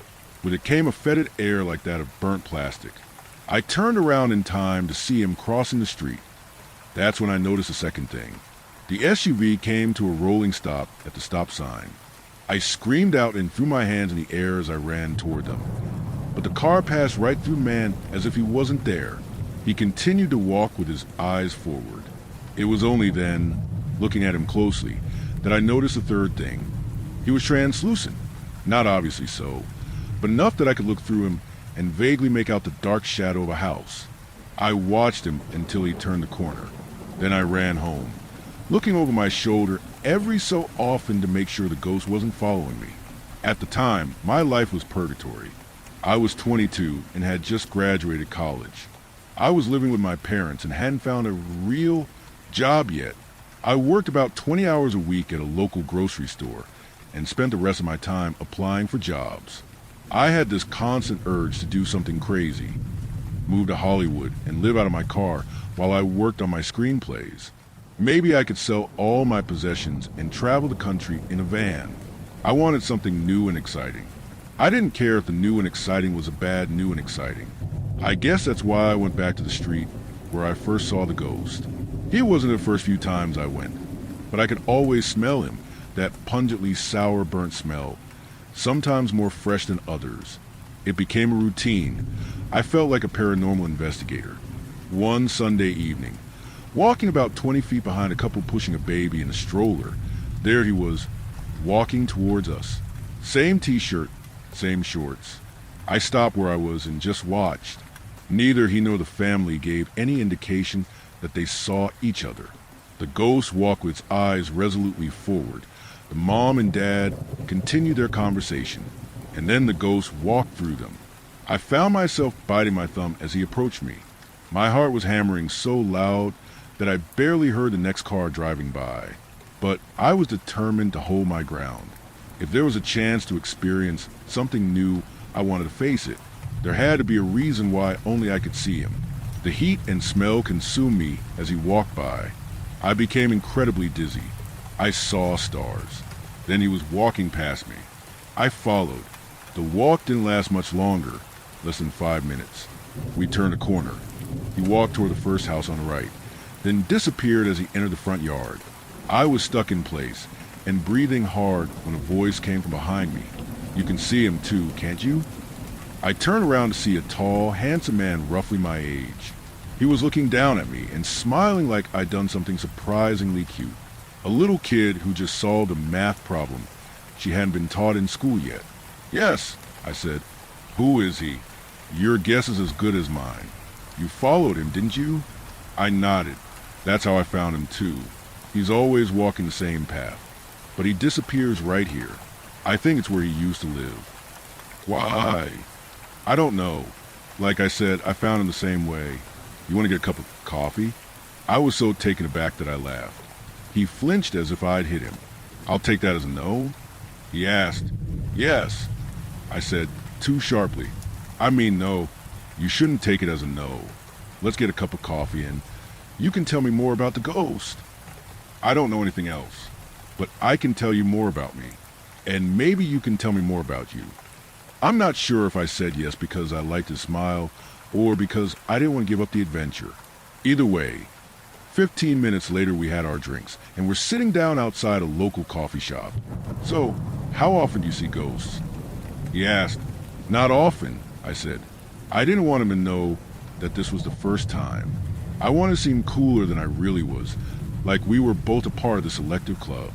I've been seeing them since I was little, he said, looking down at his drink. I learned that his old house was across the street from where we'd seen the ghost. But now he lived in his own apartment in the city. He just liked to watch the man sometimes. He said it was the only ghost he'd ever seen that never left. After that day, we started hanging out a few times a week. Sometimes we'd get coffee. Other times it was dinner, a movie, or a walk. I can't say I ever liked him that much, at least not romantically. But there was a certain dependency that started not long after the first coffee date. To some degree, I felt close to him because of the power we shared. But he also had this anxious desperation. He hid it well, but I could tell that he was always holding his breath with me or on the edge of his seat, silently begging me not to go. I felt bad for him. Most importantly, he was my key to the world's secrets. So when one day he asked me if I want to go back to his apartment, I said yes. Not because I felt that I had to, and not because I thought he would be mad if I said no, but because I wanted to be closer to him. Not sex, although that wasn't something I was opposed to. I wanted to see where he lived, what he kept in his fridge, what he had on his walls, what his room smelled like, what kind of shampoo he used. I wanted to know him, and you can't know someone unless you know how they live when they're alone. So we went to his apartment. He had no welcome mat or decorations, just a TV, a couch, and some books stacked against the wall. No kitchen table, no recliner, no place to put our shoes. He showed me his room, a bed, a desk, and a computer. You sure know how to live. He laughed. When I was a kid, I spent all my time inside. I didn't get the chance to experience much. So, When I started living on my own, I decided I'd spend as much time outside as possible. It didn't make a lot of sense to me at first. I mean, was being outside inherently better than being inside? Over time, I realized that what he really cared about was having a reason for everything he did. He never wanted to go to bed feeling like he wasted his day, and he didn't want to die feeling like he wasted his life. He didn't mind being home if he was home for a reason. To write because that's where his desk was, to sleep because that's where his bed was. But he never wanted to waste time. That's what was important. We sat down on the couch and talked for a while. I don't remember what about. What I do remember is the way his eyes softened and his lips parted slowly. How he lowered his chin in a way that made him look like a child. I remember, better than I remember anything else, how softly he asked me, "Will you please try to find me?" What? I want you to go outside, wait a few seconds, then come inside and find me. Something about the way he asked made me just do it. I wanted to make him happy. There was just something so sad about him. I gave him about 15 seconds. There weren't a lot of places to hide inside the apartment, but it took me a long time to find him because I was walking so slowly. I thought he was planning to jump out and scare me. I checked behind the couch, under the bed, behind the shower curtain. I opened the towel closet half joking, but found him curled into a ball under the shelf. He was rocking himself back and forth and crying. When I reached for him, he straightened his legs and scooted out. He stood up and I kissed him. It wasn't exactly how I expected our first time to go, but yes, that was it. For weeks after, almost every night, I'd search for him and we'd make love. I didn't particularly like the strange game of hide and seek, but I didn't hate it either, and it made him happy, so I did it. We were lying in his bed one night. No hiding and no seeking. My head on his chest. When he told me everything. He saw a ghost for the first time while he was playing in his backyard with his mom. Only, he didn't realize it was a ghost. He thought it was funny that the yellow dog kept walking back and forth from the big tree to their back door. When he perfectly described the dog, which had died before he was born, was buried under the tree, and that he had absolutely not seen any pictures of. His mom brought him inside and prayed over him for hours. Later, when he saw a gray man in the house, she beat him so badly that he was kept out of school for a week for fear of teachers taking notice. She started drinking, and her beatings became more and more frequent. Only, she was smarter about how she dished him out.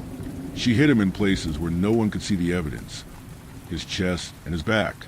She thought she could beat the demons out of him. He started hiding every time his mom drank, or when he knew she'd be coming home late from a bar.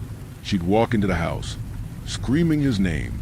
Sometimes, if he hid really well, it would take her over an hour to find him, but she would never stop looking until she did. Even now, he said, part of me feels loved. She always looked for me so hard, like I mattered to her more than anything else in the world. She wanted to find me and beat me because she thought she could cure me. If she hated me, she could have just kicked me out or killed me, you know? She never stopped looking, and she never stopped trying, until she died. How'd she die? It happened when he was 12.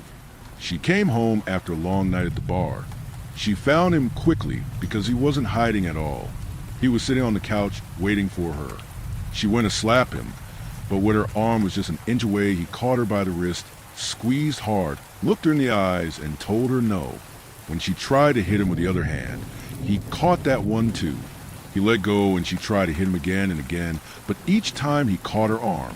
He didn't hit her back, but for the first time he defended himself. She ran to her room sobbing. I should have just hid, he said. She would have looked for me, and she would have found me, like always. But in the morning it was he that found her, dead in her bed, with another her checking in closets and behind furniture. I'm right here, he said. She turned. You found me. She walked toward him like she always did, eyes narrowed and fist raised to strike. But when she brought that fist down, it went swiftly through him like a knife, slicing a thin layer of smoke. She tried to hit him again and again as she screamed like a banshee. He backed away. Why do you want to hurt me? There's a demon inside you. You need to stop talking to ghosts. You're a ghost.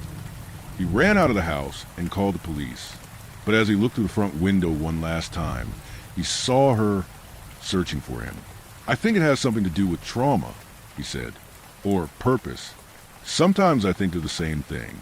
I was her trauma, and her purpose was to stop me. She thought beating me could stop me, and when she couldn't beat me anymore, she had no purpose. She's stuck living in a world where she's always trying to find me, even when I'm not there. When he was done talking, I told him to hide, and I looked for him harder than ever. The next day, we went to see the ghost again. Why do you think he's still here? I asked. Trauma, I guess. And how come I can see him? You're probably connected somehow. You've seen them more strongly when you are. We watched him for hours until he disappeared. I've always wondered where he goes when he's not there.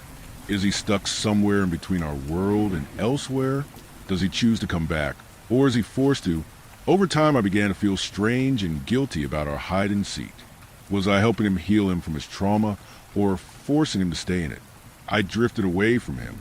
We went from going to his apartment every day to hanging out once a week. He tried to reach out, but I always had some reason why I couldn't come over. Once a week turned to every other week. Then we were just texting every so often. At some point, we became strangers. I found a job as a tutor. It was full-time, and I found myself enjoying the work, looking forward to sessions, and feeling as though I did have a purpose, helping these kids get into college. Life was good. I didn't need to chase something extreme to feel like I was living. But like most experiences, once I settled into normalcy, I was bored again. The students seemed to get dumber and less motivated over time. There wasn't a point in what I was doing. These kids were all rich, and with their parents' money, they were going to be fine without my help anyway.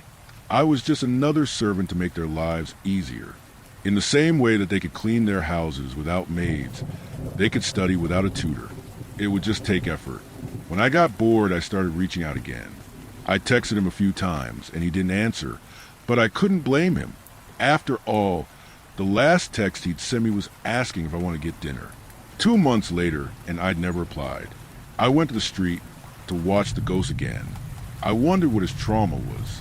After a while, it felt like watching the Northern Lights must after enough time. It was cool and all, but if I couldn't be a part of it, what was the point? I wanted to live excitement. I didn't just want to watch. I got in my car and drove to his apartment. I knocked on his door, but when he didn't answer, I went home. I tried again the next day, and the next. As ashamed as I am to admit it, I started to get angry. I treated him like a video game that wasn't working. He was the reason I couldn't have my fun, my excitement, my joy. There was only one of him. I couldn't just go buy another copy. So, one day, after sitting outside his apartment for 3 hours, I just opened the door. I called his name a couple times. I shouted that it was me. I said I just wanted to make sure he was okay. He didn't answer, so I walked inside and started looking. I found myself checking all the places he used to hide back when we were together, behind the couch, in the bedroom closet, under his bed. When I walked into his bathroom, the smell hit me.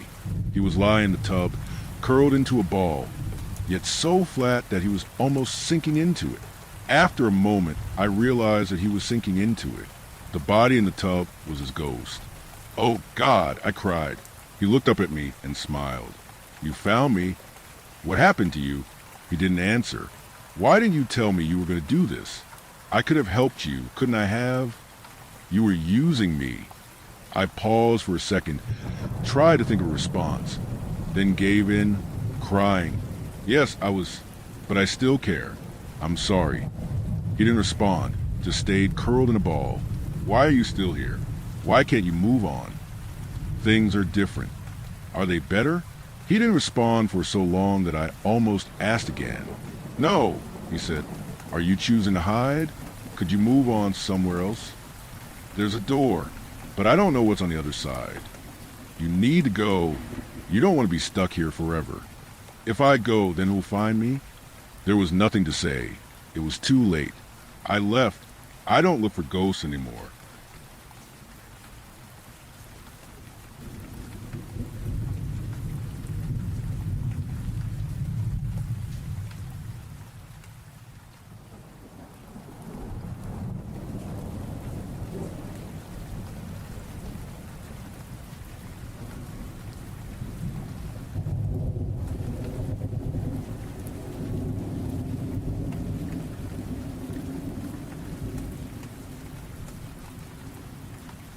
Story 8. Just another day. I'm stuck in this stupid retail job, living by on minimum wage. I'm the cashier at this huge supermarket chain, but I can't be bothered to remember the name right now. All you need to know is that I got to deal with my fair share of angry customers, idiots and Karens on my time here. It was just another day at work. I was scanning items like usually, then a familiar face dropped by. Ms. Audrey, this sweet old lady. She always was kind to me and even left me more money on accident on some occasions. So I always made sure to go through the hassle of scanning her coupons and giving her as much discount as I could. Well, this time was like no other. She came to buy her usual 2 cartons of milk, her bananas and bread with that extra pack of cigarettes. Nothing out of the ordinary. She gave me $40 and I gave her $12 in change. Then came Tom, the town's only mechanic, still covered in oil stains from his job. Apparently came for his afternoon beers and cigarettes. Gave me 30, I gave him 5 back. After that came this little girl wanted to buy a pack of snacks, but she was 10 cents short. So I said it was all right and I would cover for her. So I let her go. Then came Jimmy and Teresa, who just had their second baby and were frankly dying in front of me from exhaustion. They were doing their weekly shopping spree. So I rushed them so that they didn't have to spend much time there. It came out to $45.86. They gave me exactly $46. So I gave them 14 cents in change, but as I was handing them the money, their baby bit me so hard on my arm that it left a mark even through the long-sleeved uniform I was wearing. They apologized profusely, and I just shrugged and said, "It happens," as I wondered how babies could be that strong. And so after saying goodbye, the day went on. After some people, there was Ms. Audrey with her usual 2 cartons of milk, her bananas and bread, and her pack of cigarettes. She gave me a 40, so I gave her $12 in return. Then I thought to myself, wait a second. Why would she need 4 cartons of milk? Wasn't she here like 10 minutes ago? So then I started to pay more attention. Out came Tom with his beers and cigarettes. Gave me 30, so I gave him 5 back.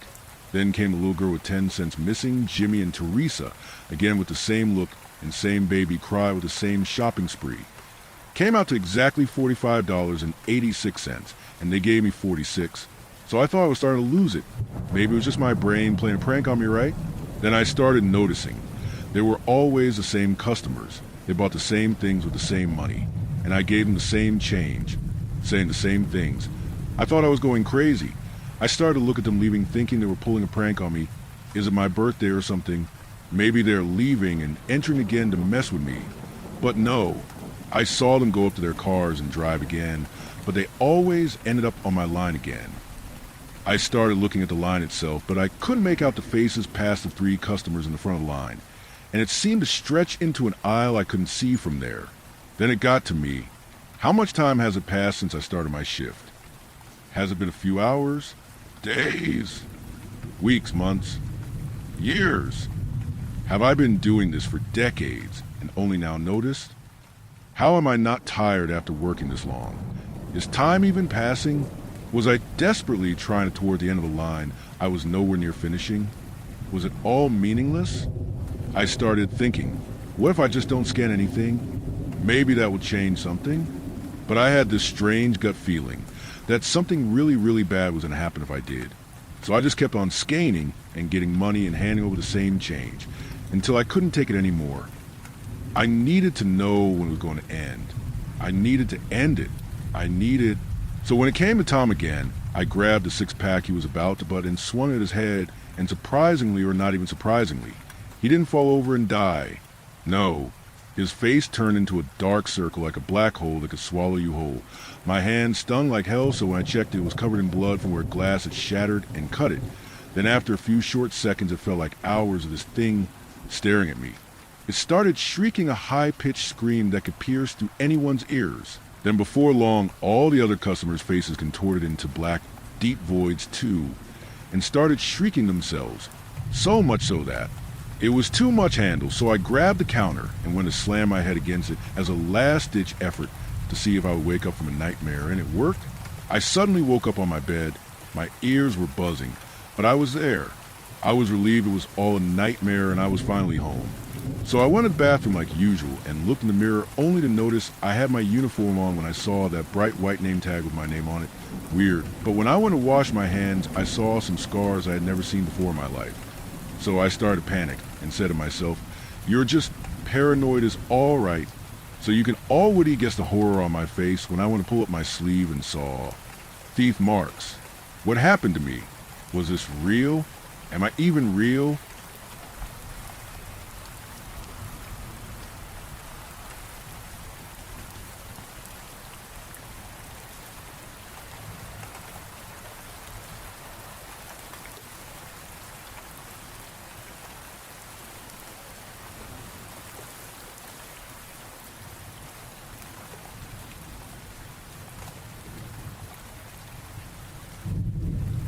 Story 9.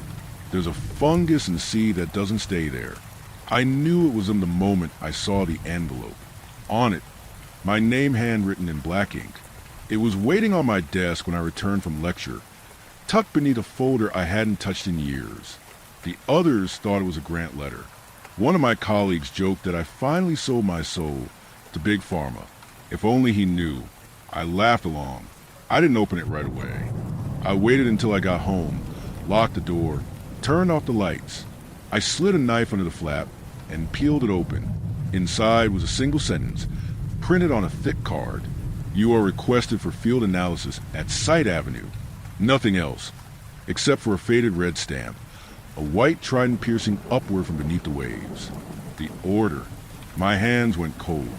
I sat on the kitchen floor for nearly an hour, card in one hand, breath caught somewhere between my ribs.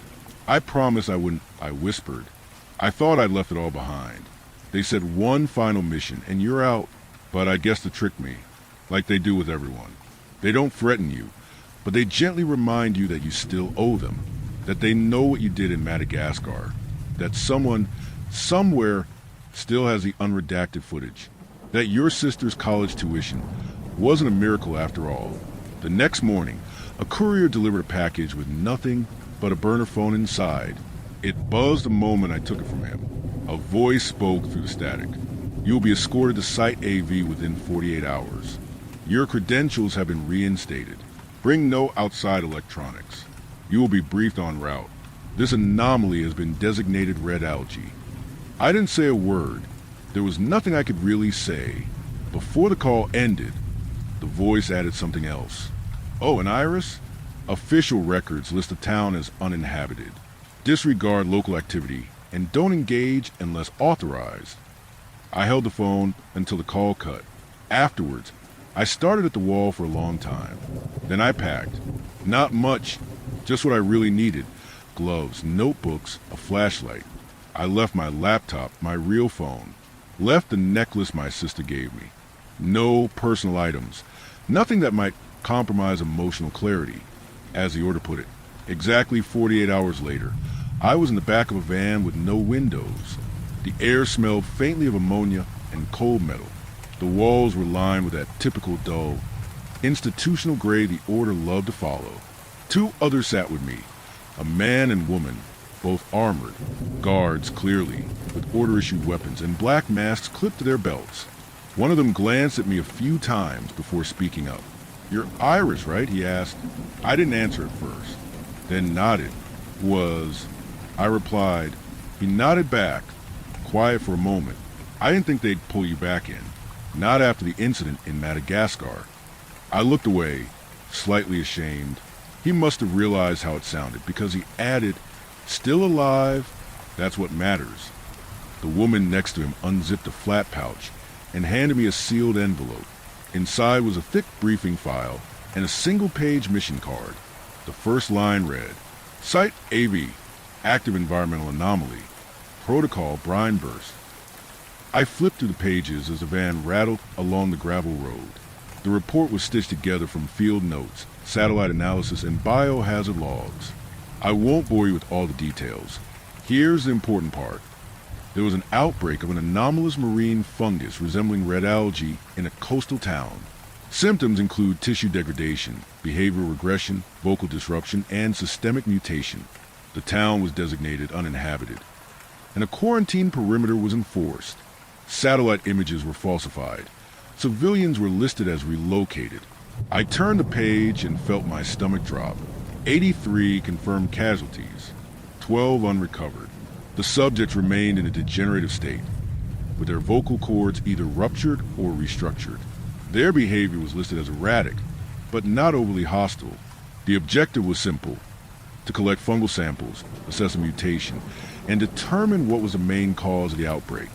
At the bottom of the briefing, a single line was handwritten in red ink. "We only ask because we can't afford to lose any more of our own." I closed the file and sat in silence for the rest of the ride. We reached the outskirts of town just before dawn. The van slowed to a crawl, and I saw a checkpoint ahead, or what remained of it.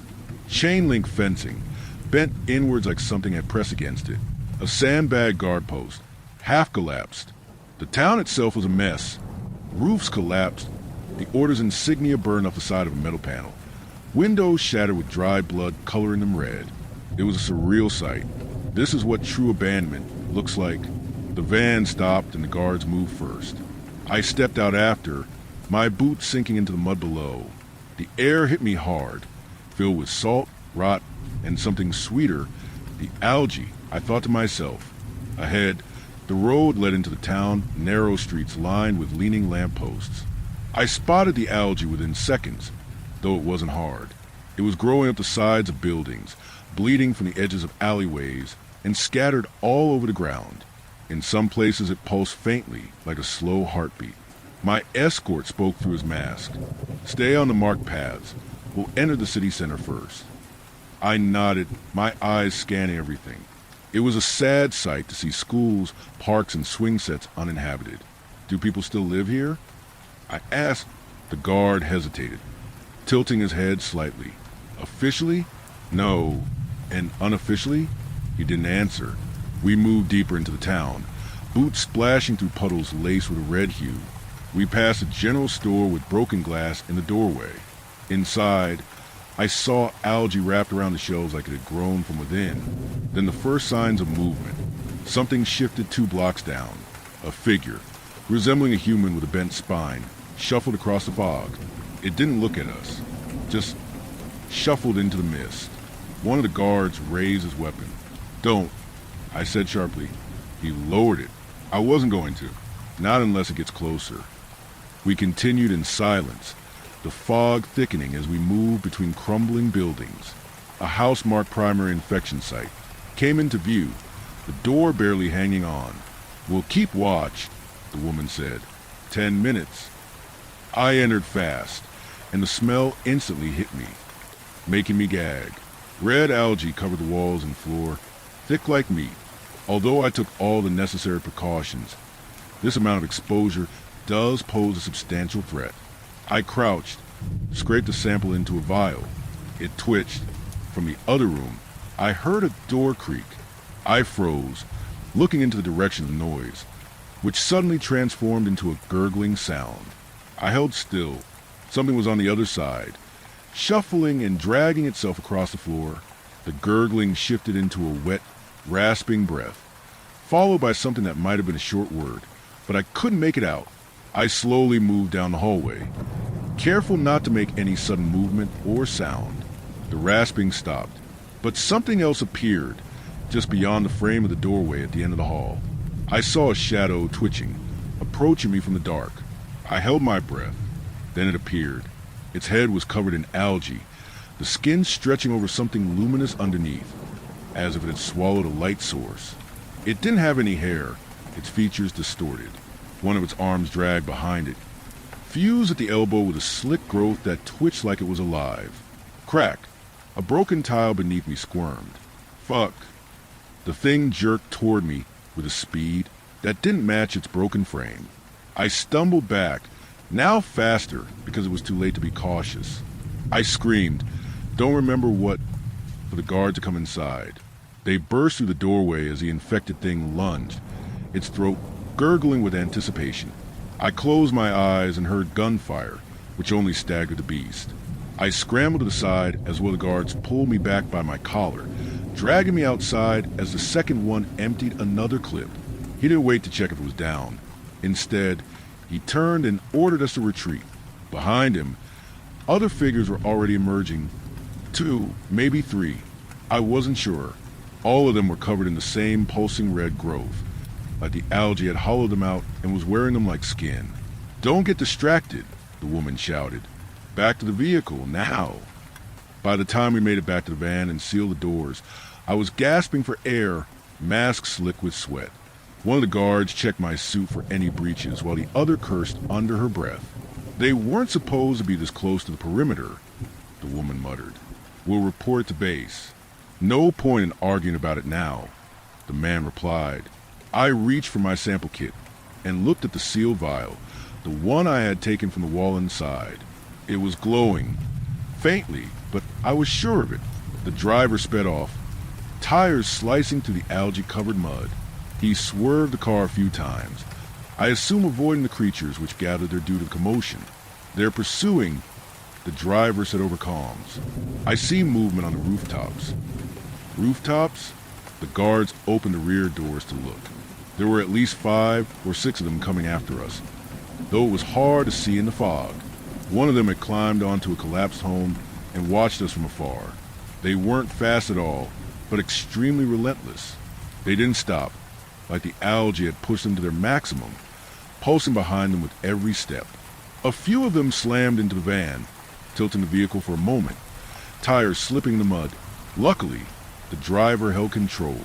Through the fog, I saw pale yellow floodlights. The checkpoint. The gate opened just in time for us to slip through it, stopping inside the quarantine garage.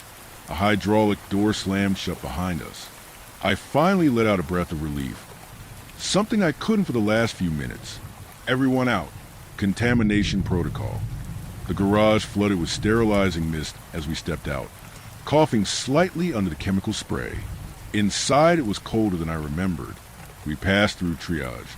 A technician peeled off the outer layers of my gear and stuck me with a needle before I could object. "Blood sample," she muttered. "What did you bring back?" "Enough," I said and lifted the sample case. "More than enough." "Good job. We'll process it from here." That was it. No more questions, no debriefing, nothing. Eventually, they told me I was clear. There was no breach or visible symptoms, so I could go. The van that dropped me off wasn't the same one that picked me up. This one had windows, at least. My clothes were returned in a vacuum-sealed bag. Where do I go now? I asked the driver before I stepped outside. He shrugged. "Wherever you please. But don't forget, you were never here." 2 weeks later, I was back in the lecture hall, explaining fungal adaptations in extreme climates when my voice faltered. It was too similar. The slide behind me showed a microscopic image of a lichen colony. I thought it pulsed, even though it couldn't. It was a still image, after all. The students didn't notice. They were half asleep, phones in hand, or zoning out entirely. I moved on. After class, I walked back to my office, heart beating a bit too fast. I told myself it was stress, nothing more, but something was on my desk. Another envelope. Same handwriting in the same black ink. I didn't open it right away this time either. But again, I knew what it meant. The same overwhelming feeling of despair came over me. The order wasn't done with me, and probably won't be.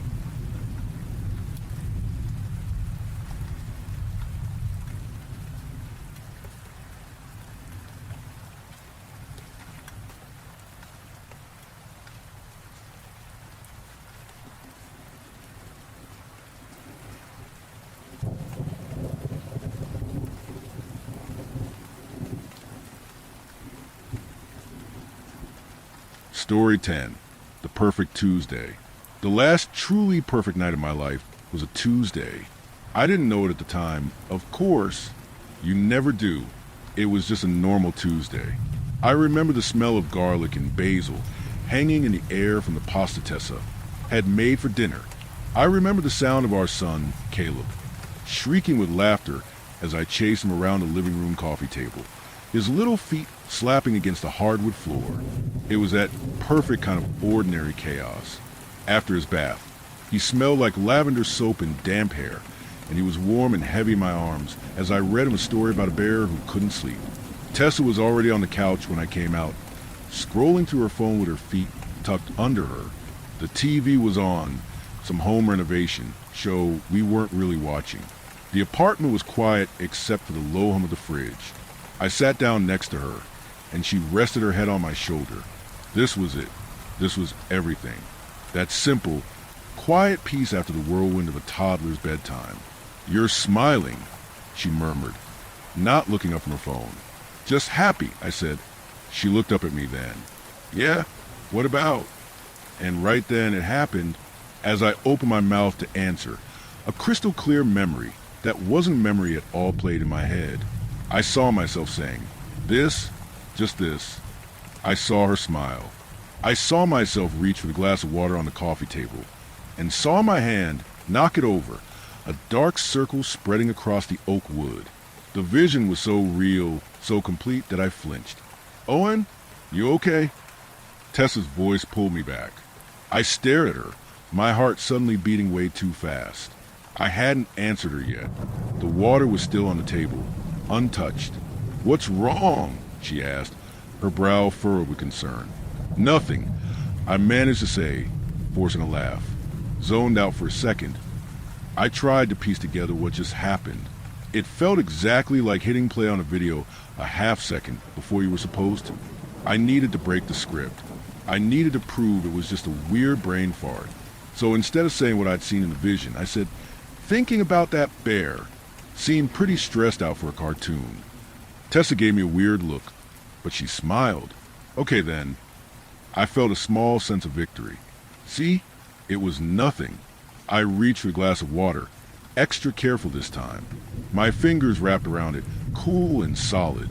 But as I brought it toward me, a jolt, like a tiny electric shock, went up my arm. My hand spasmed. The glass tipped, and cold water spilled across the coffee table, soaking a magazine. We both looked at the puddle, then at each other. "Clumsy," I said, my voice sounding hollow to my own ears. "Owen, you're white as a sheet," Tessa said, getting up to grab a towel. "You sure you're okay? You look like you've seen a ghost." I helped her clean up the water, telling her I was just tired. That work was stressful. But later that night, as I lay in bed next to her, listening to the soft rhythm of her breathing, I couldn't sleep. I could feel it deep inside my head, a low, silent hum, a vibration that felt like it was shaking my teeth. The static had started, and I was completely, terrifyingly alone with it. I woke up the next morning to the smell of coffee. My first thought was Wednesday. I had a big project deadline, and I needed to get an early start. Tessa walked into the bedroom, holding 2 mugs, a smile on her face. "Morning, sleepyhead," she said. "You look so peaceful." I didn't want to wake you. A cold dread washed over me. She had said that before. Not last week, not last month. Recently, very recently. The deja vu was so thick it felt like I was choking on it. "What day is it?" I asked, my voice raspy. "It's Tuesday, silly," she said, handing me a mug. "Big day for you at work, right?" I stared at her. Tuesday. It couldn't be Tuesday. Yesterday was Tuesday. I lived it. I remembered it. I remembered spilling the water. I remembered the static. "No," I said, sitting up. "No, yesterday was Tuesday. Today is Wednesday."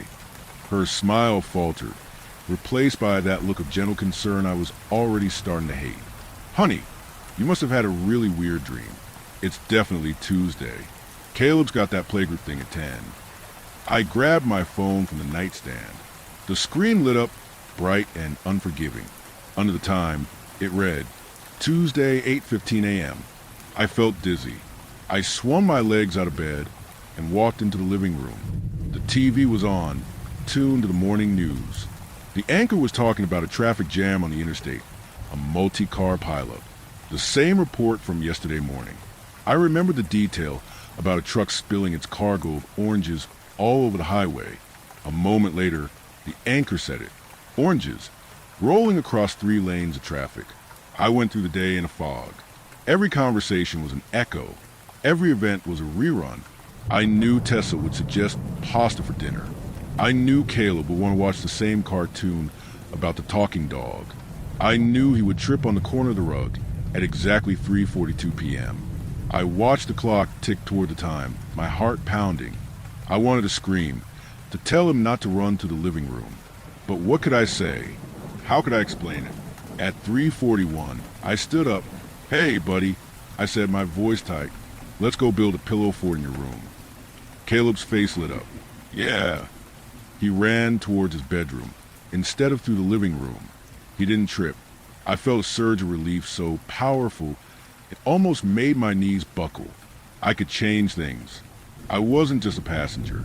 That night, after we put Caleb to bed, I told Tessa I was feeling sick. I couldn't face the couch, the TV show, the glass of water. The thought of reliving that moment again made my skin crawl. "You've been acting so strange lately, Owen," she said, her hand on my forehead. "You don't have a fever. Maybe you're just stressed. You've been working so hard." "Yeah," I lied. "Just stress." I woke up the next morning. The smell of coffee filled the air. Tessa walked in, holding 2 mugs. "Morning, sleepyhead," she said. My heart sank into my stomach. It was Tuesday again. The third Tuesday was when the migraine started. It began with the static, that familiar, awful hum. But this time it didn't fade. It grew, twisting into a sharp, stabbing pain behind my right eye. The deja vu was constant, a roaring waterfall of memory that made it hard to focus on the present, or what was supposed to be the present.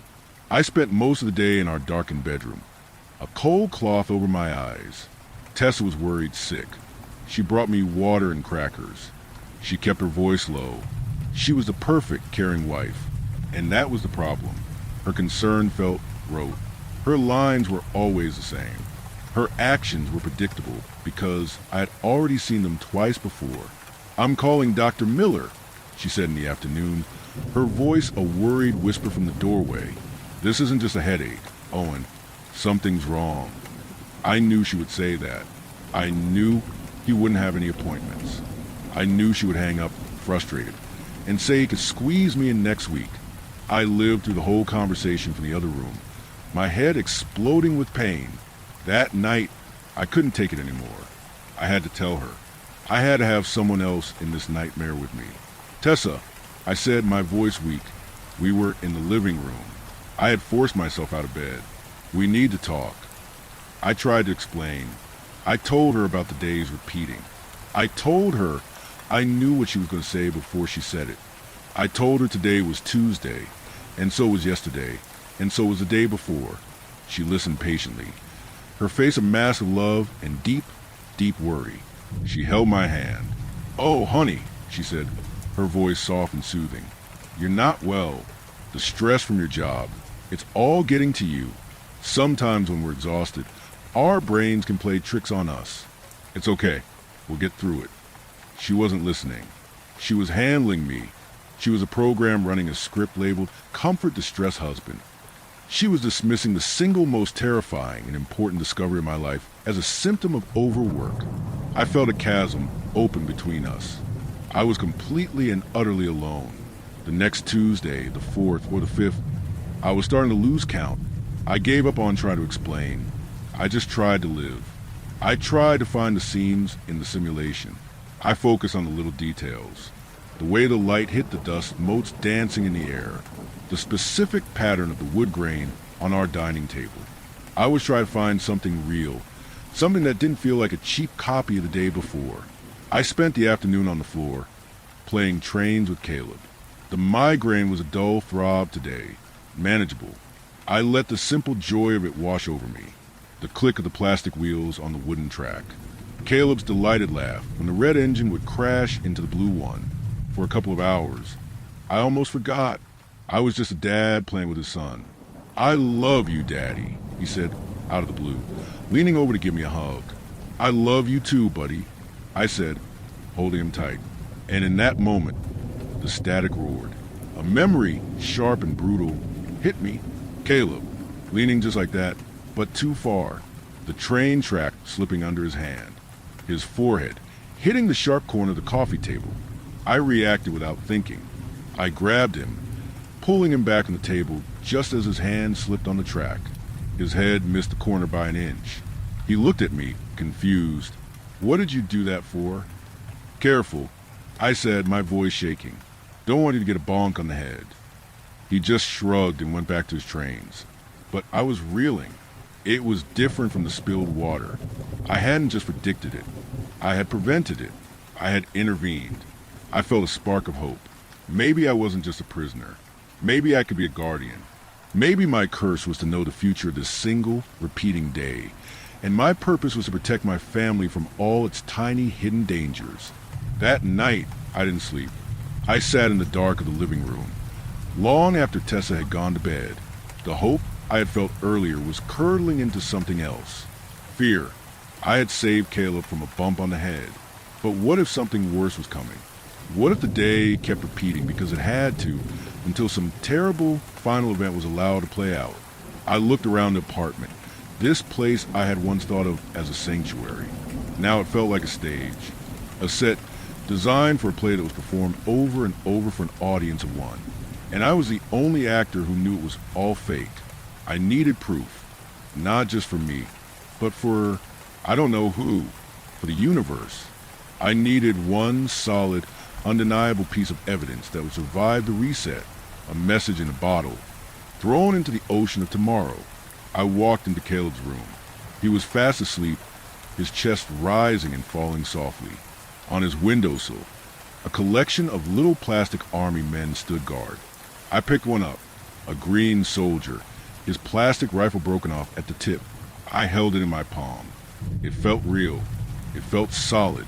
I went to our bedroom, opened my sock drawer, and buried the little green man deep in the back, under a tangled mess of black and gray socks. I checked my phone. 11:58 p.m. I lay down in bed, my heart pounding a frantic rhythm against my ribs. I didn't close my eyes. I just watched the numbers on the clock tick over to midnight, waiting for the world to reboot. I woke up to the smell of coffee. For a single blissful second, my first thought was Wednesday. Then the cold reality crashed back in. The memory of the little green army man, buried deep in my sock drawer. I didn't move. I just lay there listening. I heard Tessa walk into bedroom. I heard the clink of ceramic mugs. "Morning, sleepyhead," she said, her voice bright and cheerful. "You look so peaceful I didn't wake you." The words were just noise. My entire focus was on the drawer across the room. I sat up and took the mug from her hand, my movement stiff. "Just tired," I said. I waited. I waited through the morning routine, through the news report about the traffic jam and the spilled oranges, through Caleb's breakfast. I waited until Tessa was in the shower and Caleb was sitting on the living room floor, engrossed in his cartoons. My heart was a cold, heavy lump in my chest. This was it. I walked into our bedroom. The air felt thick, charged with strange energy. I went to my dresser, my hands shaking so badly I could barely grip the handle. I pulled the sock drawer open. It was just socks, a tangled mess of black and gray, but nothing else. I dug my hands in, frantically searching, my breath catching my throat. I pulled everything out, throwing socks onto the floor. The drawer was empty. My legs felt like they were going to give out. I leaned against the dresser, my head spinning.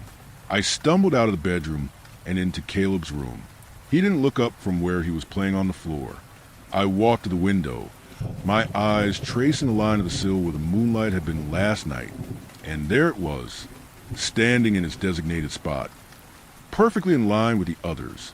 The green army man, his little plastic rifle still broken at the tip. I sank to the floor, my back against the wall. The proof didn't make me feel certain. It made me feel insane. My mind scrambled for an explanation, anything to hold on to. Did Tessa find it? No way. She'd have to have gone through my personal drawer in the middle of the night and known exactly where to put it back. It made no sense. Did I move it? Did I get up in the middle of the night, sleepwalking, and put it back myself? Am I losing time? Having blackouts? The thought was terrifying. The idea that my own body was betraying me, doing things without my knowledge, was almost worse than the alternative, because the alternative was impossible.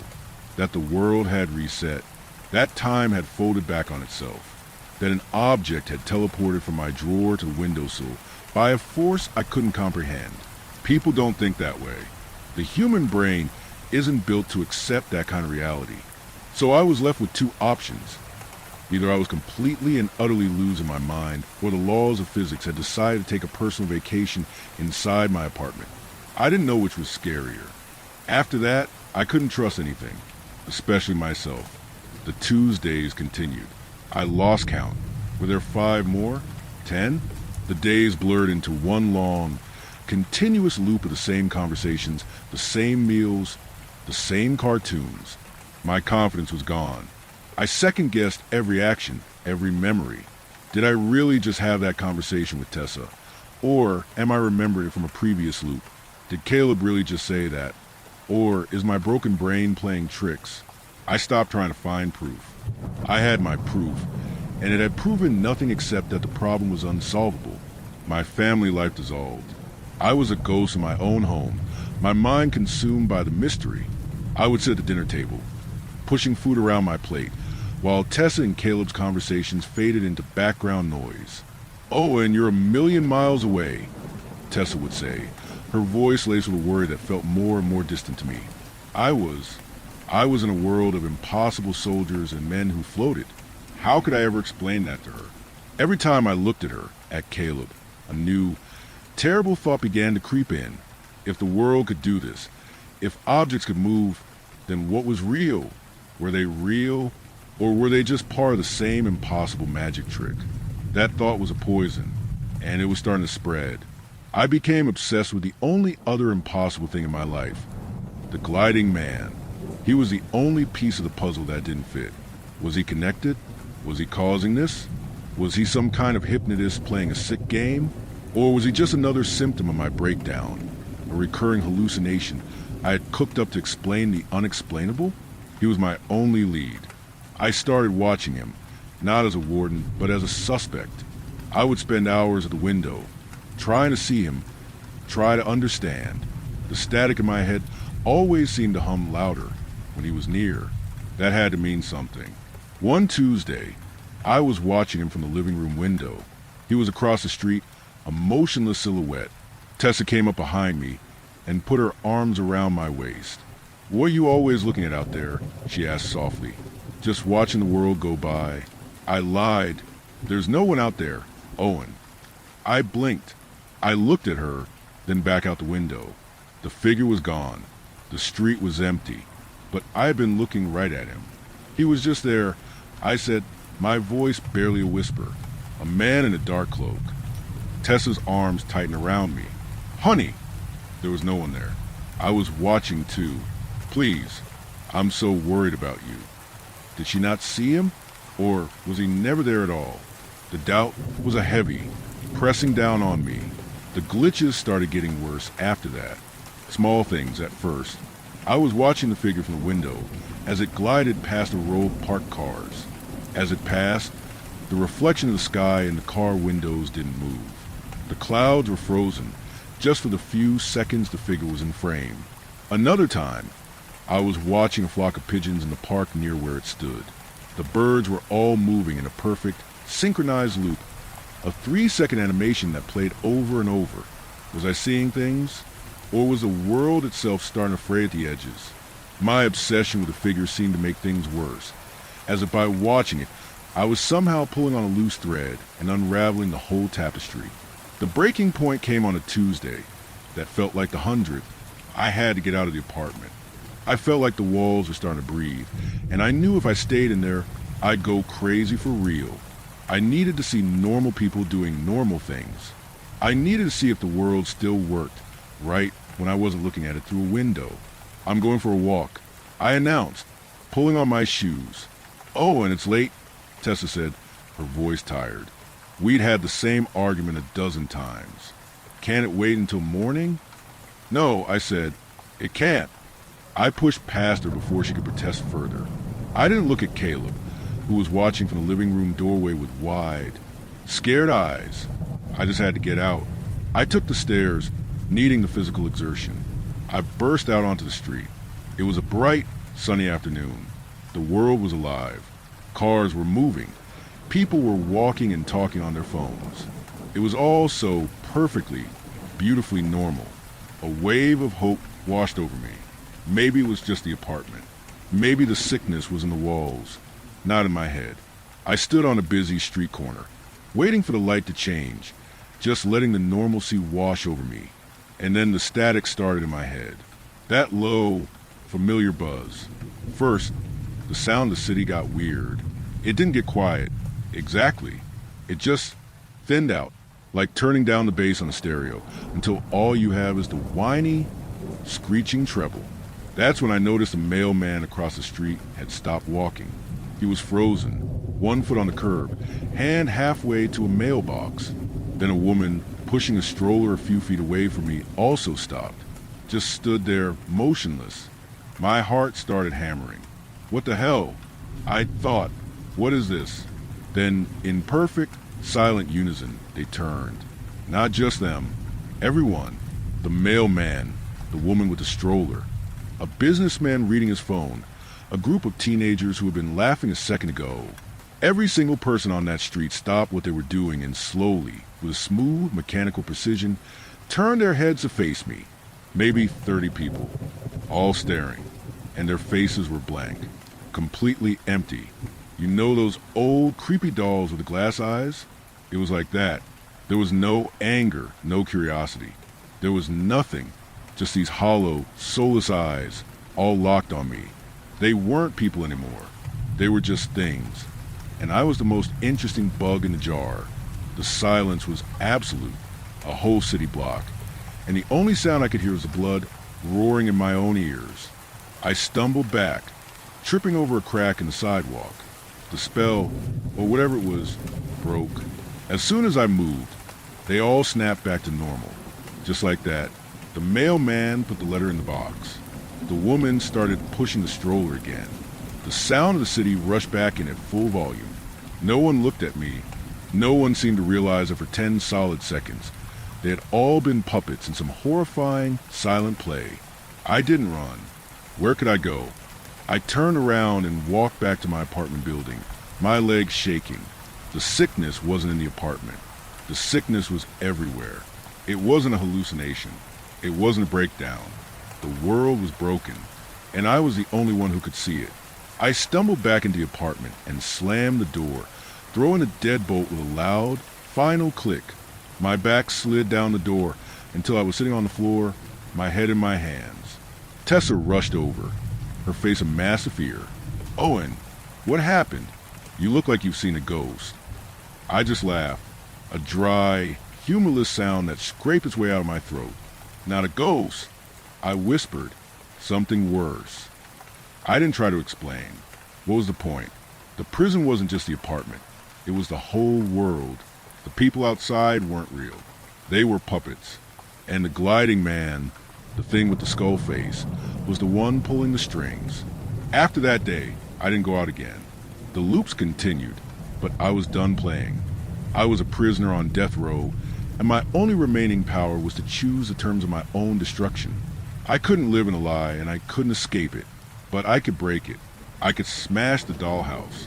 The next Tuesday, I waited until late afternoon. Tessa was in the kitchen, humming as she started dinner. Caleb was in the living room, watching his cartoons. The scene was perfectly, peacefully domestic. It was the energy the creature fed on, and I was about to poison the meal. I walked into the living room, picked up the heavy oak coffee table, and threw it against the wall with a splintering crash. Caleb shrieked in terror. Tessa ran in from the kitchen, her face white with shock. "Owen, what are you doing?" I didn't answer. I grabbed a floor lamp and smashed it into the television. The screen exploded in a shower of sparks and glass. The static in my head roared, becoming a physical pressure. The lights in the apartment began to flicker violently. "Owen, stop! You're scaring him. You're scaring me." Tessa screamed, grabbing Caleb and pulling him back toward the kitchen. I picked up a dining chair and hurled it through the living room window. The glass shattered, and the sound of the outside world, the traffic, the sirens went silent. The hole in the window didn't show the street below. It showed a swirling, black void like television static. The illusion was breaking. The walls of the apartment began to dissolve, like a watercolor painting left out in the rain. The floor beneath my feet flickered, the familiar hardwood pattern wavering to show glimpses of dust cake, neglected floorboards underneath. The loving scent of Tessa's cooking was replaced by the thick, choking smell of stale air and decay. Tessa and Caleb were wavering too, their forms becoming transparent, their panic screams stretched and warped, becoming a sound that wasn't human anymore, like a tape player slowing down to a stop. The world cracked like glass and then exploded into a billion points of light, leaving me in a screaming, silent void. I was falling, and then I landed. The landing wasn't hard. It was a dusty, wheezing gasp. I opened my eyes. I was in my own bed. The sheets, once clean and comforting in the simulation, were now gray with filth and damp with my own sweat. The air was thick and smelled of stale air and sickness. A sliver of gray light cut through a grimy window, illuminated my own bedroom. Now a squalid prison I didn't recognize. My body felt alien. I was a skeleton held together by tight, papery skin. My throat was sandpaper. How had I survived this long? The question was a fleeting, impossible thought. Then, a sound from the corner of the room. A soft, wet clicking noise. My head turned slowly, every muscle screaming in protest. Unfolding itself from the deepest shadows was a figure. It wasn't gliding anymore. It was real and physical. It moved with a jerky, stop-motion horror, like an insect trying to remember how to be a man. It was tall and unnaturally thin, its gaunt, yellowed face a mask of starvation. The 2 points of light in its hollow eye sockets fixed on me. They burned brighter now, filled with a furious, hateful hunger. It took a slow, twitching step toward me, its joints popping. I was too weak to move, to scream. I could only lie there, watching my death approach. This was it. I had escaped the dream, only to die in the nightmare. It loomed over my bed, its shadow falling across my face. It raised a long, three-jointed arm, but then it stopped. It tilted its head with a sound like cracking wood. It seemed to analyze me, lying there a broken, useless thing. The fight was gone. The rich emotional energy it had been feeding on was gone, replaced by the flat, dull signal of near death. The meal was over. The toy was broken. With a final look at what I can only interpret as profound, ancient indifference, the creature turned away. It didn't need to be scared off. It was simply finished with me. It flowed to the wall, its body seeming to lose its solidity, becoming flat and distorted like a shadow in a warped mirror. It poured itself into a crack near the floorboards, a space no bigger than my thumb, and was gone. I was alone. I had won, and I was going to die here. The thirst was the first agony. The hunger was a dull, constant fire in my gut. But that wasn't the worst part. The worst part was the silence. In the quiet of that filthy room, my mind replayed the memories. The perfect Tuesday. I could see Caleb's face, flushed with laughter. I could hear Tessa's voice. I could feel the weight of my son asleep on my chest. How do you mourn people who never existed? It's an impossible, crazy-making grief. My heart physically ached with loss for a woman who was never born, and a little boy who was nothing more than a psychic puppet. I cried, but my body was so dehydrated that no tears would come out. I was just a dry husk, grieving for ghosts. I tried to call for help, but the only sound that came out was a dry, rasping click. I tried to move, to crawl, but my muscles wouldn't obey. Life was happening just a few feet away on the other side of the walls, but it might as well have been on another planet. The sun set on the first real day I'd experienced in months. I lay in the darkness, listening to the sounds of the city, waiting to die. Then the sun rose again. I was still there, weakened before, my hope dwindling to nothing. I had survived the monster, just to starve to death in its lair. It was on the afternoon of that second day that a new sound cut through my delirium. A hard, official knock on my apartment door. Bang, bang, bang. I thought it was another hallucination, a memory. Police, a man's voice yelled. Request for a wellness check on Owen. The voice was real and was loud. It was from the world I couldn't reach. I tried to answer, but couldn't make a sound. I heard another voice, the building manager, saying something about not having heard from me in weeks. That my sister called. There was the sound of a key in the lock. The door swung open, flooding the filthy room with the bright, clean light of the hallway. A uniformed officer stepped in, his face shifting from professional readiness to shock as he saw the state of the room and the skeletal man lying in the bed. He didn't see the monster that had just slithered into the walls. He just saw a man who had suffered a catastrophic breakdown, wasting away in his own apartment. My sister's worry is what saved my life. That simple, mundane act of love in the real world was the only thing that could have stopped it. I woke up in a hospital. The world was a blur of doctors and nurses, of clean sheets and the steady, rhythmic beep of machine. A cardiologist came in one morning. He had a clipboard and an air of detached professionalism. "Good morning, Owen," he said, his eyes scanning a paper on his clipboard. "We've analyzed your EKG and echocardiogram results." He looked at me over the top of the chart. "You have a severe case of non-ischemic dilated cardiomyopathy. Your heart's left ventricle is significantly enlarged and the muscle wall is thin, which is causing systolic dysfunction." He paused, letting the technical terms hang in the air before translating. "Basically, your heart is weak and it's struggling to pump effectively. We're attributing the primary cause to the state of prolonged malnutrition you were in." He made a note on his chart, and for a second I thought that was it. But then he continued, a slight frown appearing on his face. "What is atypical, however, is the accompanying electrical disruption. The arrhythmia is complex. We're seeing patterns that we can't fully account for, even with the severity of your condition." He tapped his pen on the clipboard. "For now, our focus is on stabilization. We'll be starting you on a regimen of beta blockers and diuretics to manage the symptoms." I just nodded. He saw the creature's footprint. That atypical electrical chaos was a scar tissue left behind by the parasite, a phantom fingerprint that no medical textbook could ever explain. The worst part was a psychiatrist, a kind woman who wanted me to accept that Tess and Caleb were manifestations of a detailed delusion, a coping mechanism my mind had created. She wanted me to kill them all over again. She wanted me to let go of the only proof I have that any of it was real to me. I met with her this morning. I told her I was starting to understand that Tessa and Caleb weren't real. I told her I knew the memories were just part of the sickness. I saw the relief on her face. She told me I was making a breakthrough. That acceptance was the first step to recovery. She thinks I'm getting better, but I'm just learning how to lie. I'm building a new wall, not of routine, but of silence. I will take the medicine. I will do the therapy. I will learn to smile and nod and pretend to be a man recovering from a breakdown. I will tell them the monster is gone, but I will keep Tessa and Caleb safe inside me. Their memory is the only thing I've left.